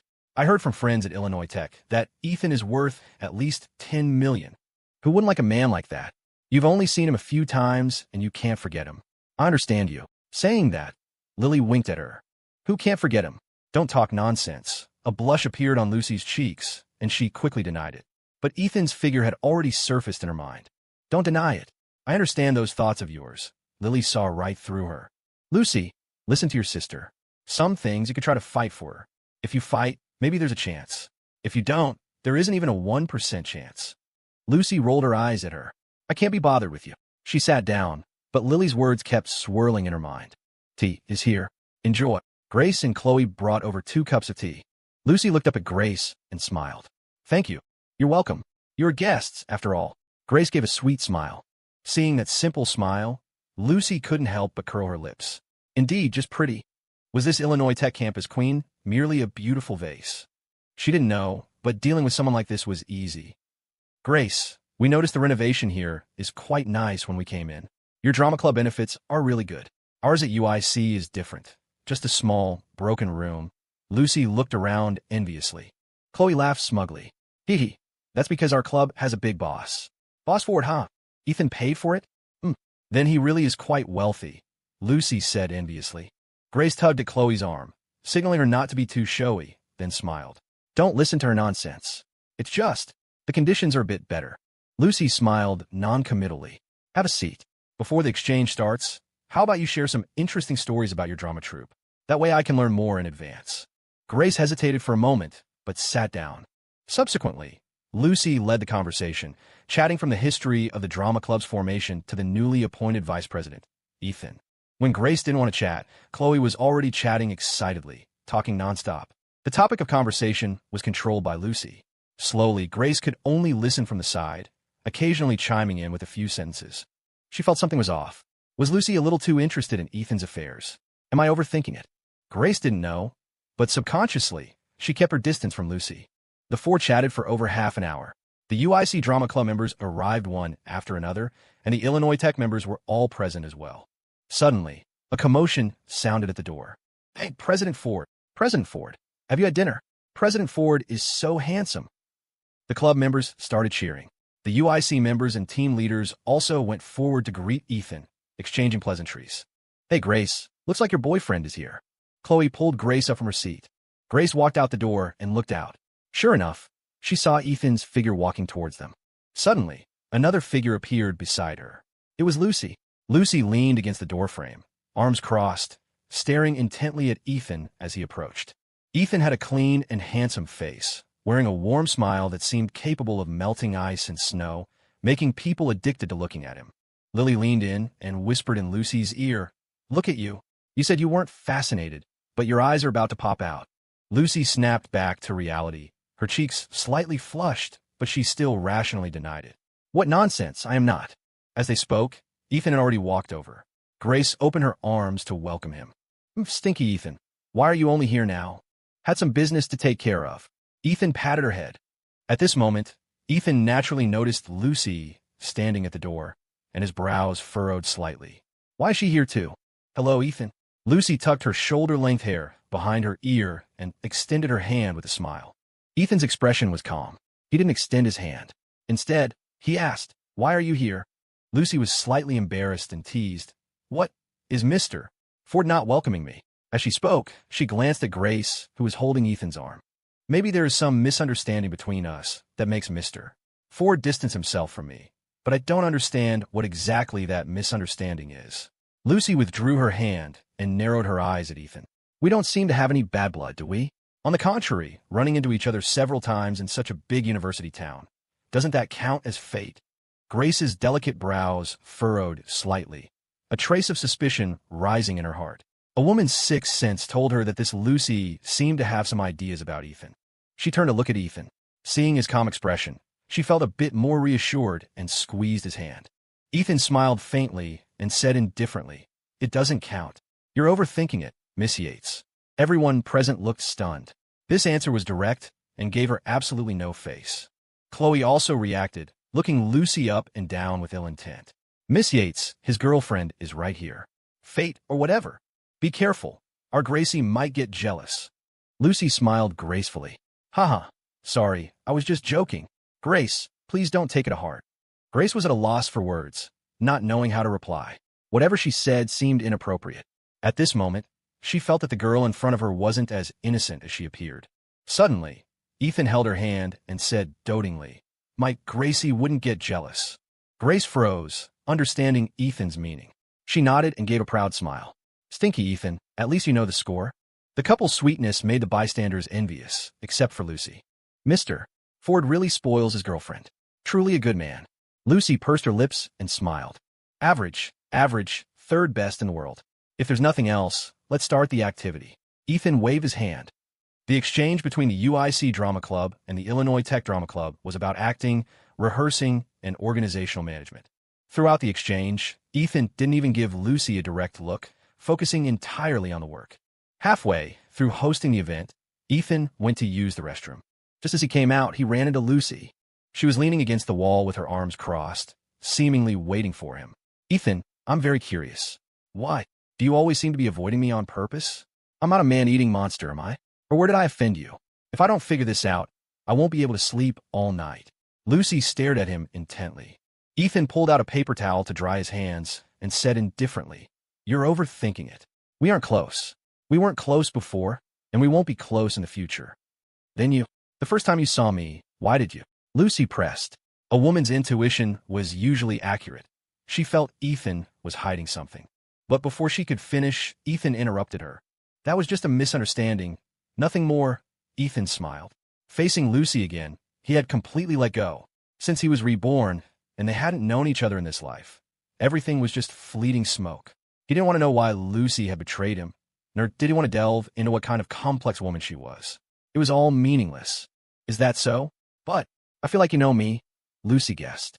Ethan threw away the paper towel. Sorry, that's just your own delusion. I hope you stop pestering about these questions. We shouldn't have any intersection to begin with. All right, if there's nothing else, I should go back to keep my girlfriend company. With that, Ethan walked straight out. As they passed each other, Lucy felt a chill, biting and cold. She turned around, watching Ethan's retreating back, and frowned. A while later, Lily walked in and whispered with a laugh. Tsundere, Lucy, I told you that you had your eyes on Boss Ford, and you wouldn't admit it? All right, I get it. I can understand. Who wouldn't love such an excellent guy? Lucy remained silent, looking a bit dazed. Since meeting Ethan, her originally calm heart was in turmoil. Lily laughed. Although he has a girlfriend, there's no wall in the world that can't be dug through. You have to try everything. Hee, don't worry, I'll help you. Lucy shook her head. You, just so your mouth shut. I can't be bothered with you. Saying that, she turned and left. Lily curled her lips into a smile. This girl is really stubborn. After the exchange event ended, the sky had already darkened. Ethan saw off the UIC club members and then walked Grace back to her dorm. Shoulder to shoulder, holding hands, they strolled through the quiet campus at night, the streetlights stretching their shadows long. Stinky Ethan, do you know that girl Lucy from UIC? You aren't allowed to lie to me. My intuition is very accurate. Grace lifted her head and suddenly asked Ethan. Ethan thought for a moment and laughed. What? Are you really jealous? I'm not jealous. I just think that girl's attitude towards you is weird. She seems to have taken a liking to you. Grace voiced her intuition. Ethan patted her head and smiled narcissistically. Your boyfriend is so handsome. Isn't it normal to be liked? Huh? Grace rolled her eyes. I'm so narcissistic. Ethan put his arm around her shoulder. All right. I've only met her a few times. We aren't close. Are you relieved now? She finally broke into a smile, stood on her tiptoes, and pecked him on the cheek. Fine. Seeing that you kept your virtue, I'll reluctantly reward you. Ethan licked the corner of his mouth and smiled wickedly. Seeing that you understand me so well, I'll reward you too. No, I don't want your reward. You have to take it even if you don't want it. Gracie, don't run. Stinky Ethan, why are you tickling me? Haha. Gracie, stop right there. Blay, I won't. Chasing and playing, their sweet laughter echoed along the tree-lined paths of the campus. The next evening, Ethan met Henry Payne for dinner at an outdoor grill joint. The food street at the back door of Illinois Tech was crowded with students out for a stroll, and a bite once night fell, though the grill joint only had a few occupied tables. Spending at the grill was considered high consumption for ordinary students. Only those with better family backgrounds would likely come here. Boss, the usual. Brisket sliders, oysters, and serve whatever fresh seafood you have. 6 dishes for 2 people. Bring a pitcher of iced tea first. Ethan walked into the grill and shouted to a middle-aged owner. He had been to the shop many times and was familiar with the owner. The middle-aged owner was named Old Joe. He was balding, wore a yellowed undershirt, and had a round belly. He looked unkempt, but don't let his appearance fool you. He was a genuine chef from a culinary capital. His skills were top-notch, and his reputation was well-known. Because the owner's cooking was excellent, Ethan had become a regular. Old Joe laughed in response. Handsome guy's here. All right, go find a seat. I got it. Ethan found a seat. A waiter quickly brought the iced tea pitcher and cups. Ethan poured a glass and waited for Henry to arrive. Suddenly, the roar of motorcycle engines sounded. A group of young men rode their bikes up to the entrance of the grill, many of them carrying skateboards. Boss, bring up the grilled fish first, and 2 cases of beer. The leading young man shouted. troubling Cody to treat us again. Cody is rich. The group of young men behind him cheered and flattered him. The young man, surnamed Cole, held a skateboard in one hand, a smile on his face, looking somewhat smug. He enjoyed everyone's flattery very much. Surrounded by the crowd, he walked into the shop. Just as he entered, he suddenly stopped. He saw Ethan sitting in the corner, and his face instantly darkened. I actually ran into him again. Holy crap, Cody, isn't that the kid from yesterday over there? A guy next to Cody Cole also noticed Ethan. Cody huffed, remembering how he was thrown to the ground by a girl yesterday. He couldn't hold on to his dignity. It was too humiliating. Now that the kid was alone, the time for payback had come. Boys, let's go. Let's have a chat with him. Cody waved his hand and led the group over. This group was aggressive, quickly attracting the attention of other customers in the shop who cast glances their way. Damn, looks like something's about to go down. So many people here to cause trouble. Are they looking for trouble with that handsome guy? Shoo, keep it down. Don't meddle, or you'll get burned. The surrounding customers whispered among themselves. Ethan put down his teacup and noticed the group approaching. When he saw the leader, Cody Cole, he frowned slightly. Can't I even eat a meal in peace? But he had seen plenty of big scenes. Facing so many people, he didn't panic at all. Instead, he calmly continued to drink his tea. Cody led his men to Ethan's table and grinned. Yo, isn't this the moocher? Hiding behind a woman. What kind of man are you? Ethan looked up at him and said calmly, something I can help you with? Cody sneered and pulled out a chair, sitting directly in front of Ethan. Of course there is. Weren't you acting all tough yesterday? Let's see you act tough again today. Cody relied on his numbers. He had 7 or 8 brothers behind him, while Ethan was alone. He was getting his payback no matter what.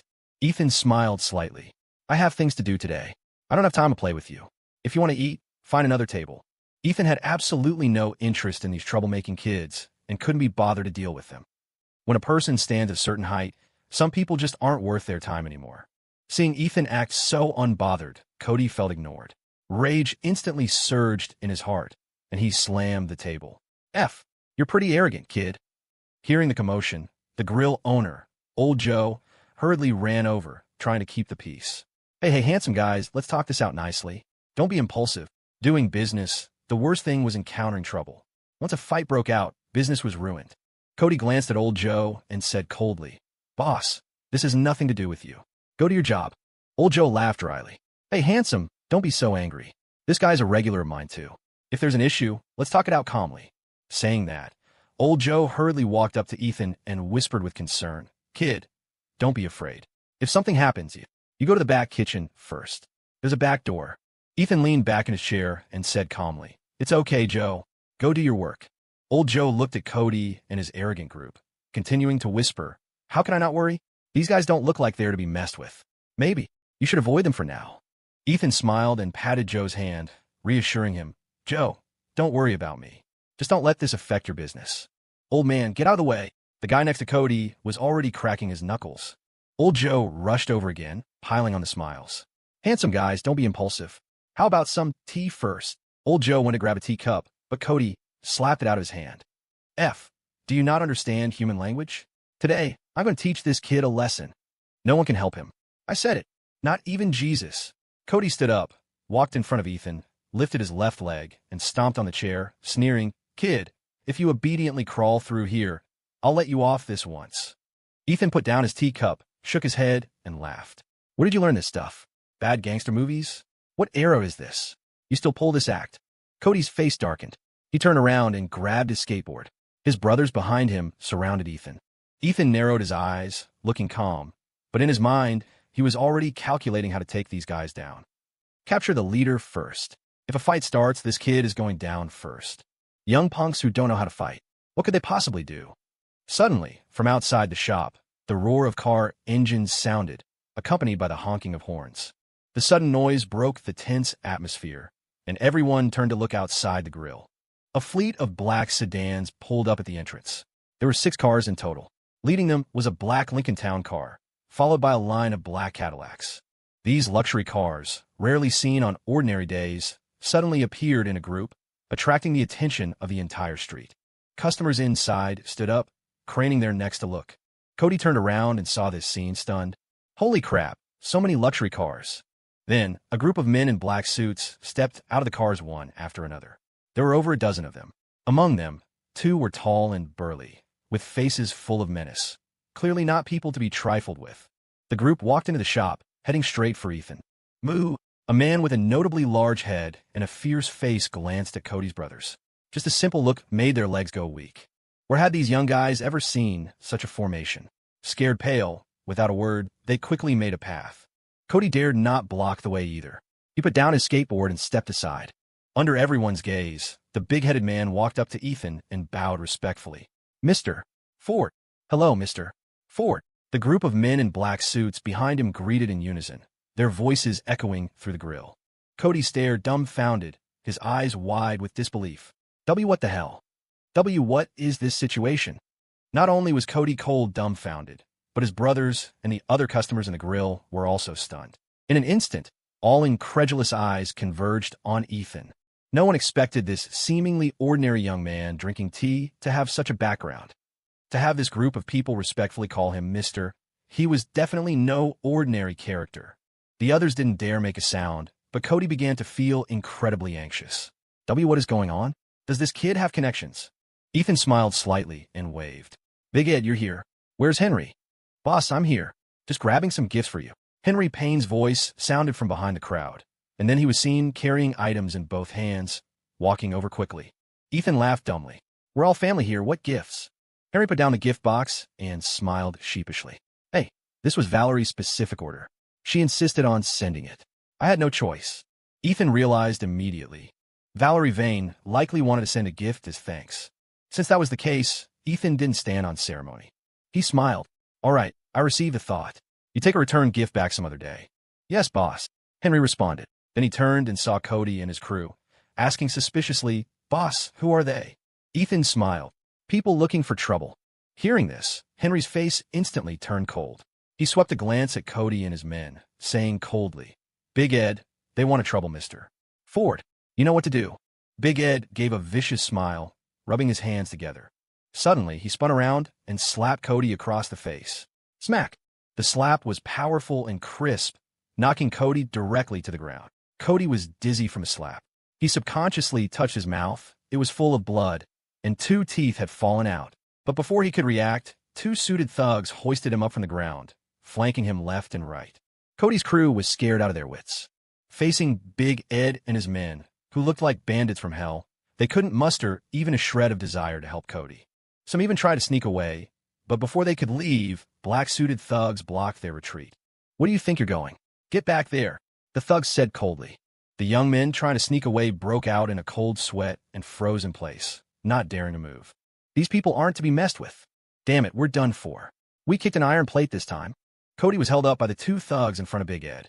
Kid, you got guts. Big Ed leaned his face in close, smiling sinisterly. Cody had been too scared to look directly before, but now, focusing his eyes, he recognized the face and instantly turned pale with fright. You are Big Ed. He never expected that this bandit-like man in front of him was actually the infamous Big Ed from the streets. He had hung around the school area and knew some people. He had heard of Big Ed. The most distinct feature was his large head, very large. You could recognize him at a glance. He heard Big Ed was a famous enforcer under Victor Vane. Why was he here? Cody looked at Ethan. At this moment, his eyes revealed nothing but terror. Who exactly is this young man? Big Ed grinned, a chilling sight. You know me? Cody was almost scared to tears by that smile. No. I just heard friends mention your name, Big Ed. Big Ed sneered. Kid, do you know what to do? Saying that, Big Ed grabbed him by the collar and threw him in front of Ethan. Cody's legs had long since gone soft. With a thud, he knelt on the ground. Big bro, I didn't know who I was messing with. Please let me off. I won't dare do it again. Never again. Cody begged for mercy repeatedly, looking up at Ethan. Ethan looked unperturbed, drinking his tea without speaking. Boss, how should we handle them? Big Ed asked. Hearing the word handle, Cody thought he was done for. He hurriedly begged. No, big bro. My dad is with the Port Authority. We can talk this out. I'll pay however much you want. Hearing Port Authority, Ethan narrowed his eyes and suddenly asked, Is your dad named Director Cole? Cody was stunned, thinking Ethan had a friendship with his father. He quickly crawled forward and replied, Yes, my dad is Director Cole. Big bro, you know my dad. I know of him, but we're not close. Ethan smiled. eyes narrowing. In the entire state shipping department, the core agency was the Port Authority. This bureau didn't report to the local jurisdiction, but directly to the higher-ups. Ethan's West Forge shipyard wanted a qualification permit, but it hadn't been approved yet. And Director Cole was the top man there. Ethan knew this naturally, but he hadn't contacted the man yet. Unexpectedly, bumping into this kid today turned out to be bumping into Cole's son. Coincidence, indeed. Hearing that Ethan wasn't close with his father, Cody's face fell, and he dared not make another sound. Ethan smiled and said, "Everyone has to pay the price for their actions. No exceptions. Being young is a good thing, but young people shouldn't be too arrogant. Being too arrogant leads to trouble. You need to know that there is always someone better than you. Being low-key isn't a bad thing." Cody regretted everything now. If he had known Ethan had such a background, give him 10 times the guts, and he wouldn't have dared to do this. Yes, Big Bro is right to lecture me. I will take it to heart. I won't dare do it again. Ethan smiled and asked, "What's your name?" "C. Cody Cole." Cody replied with his head down, trembling. Ethan waved his hand and laughed. "Cody Cole, right? Go kneel over there for a while." He couldn't be bothered to argue with these young punks, but he wanted to give them a taste of hardship so they would learn a lesson. Moreover, this Cody Cole was of great use to him. The shipyard and port matters couldn't proceed without the Port Authority. That road had to be opened. Running into Cole's son this time was an opportunity. This kid looked like the type who bullied the weak and feared the strong, doing nothing all day but relying on family connections to mess around. Aside from his father's connections, this kind of person was just social scum. Ethan was too lazy to pay attention to them and had no interest in teaching them a lesson. But since Cody was Director Cole's son, the situation was different. Leave him cooling on the side for now. "K. kneel." Cody was confused.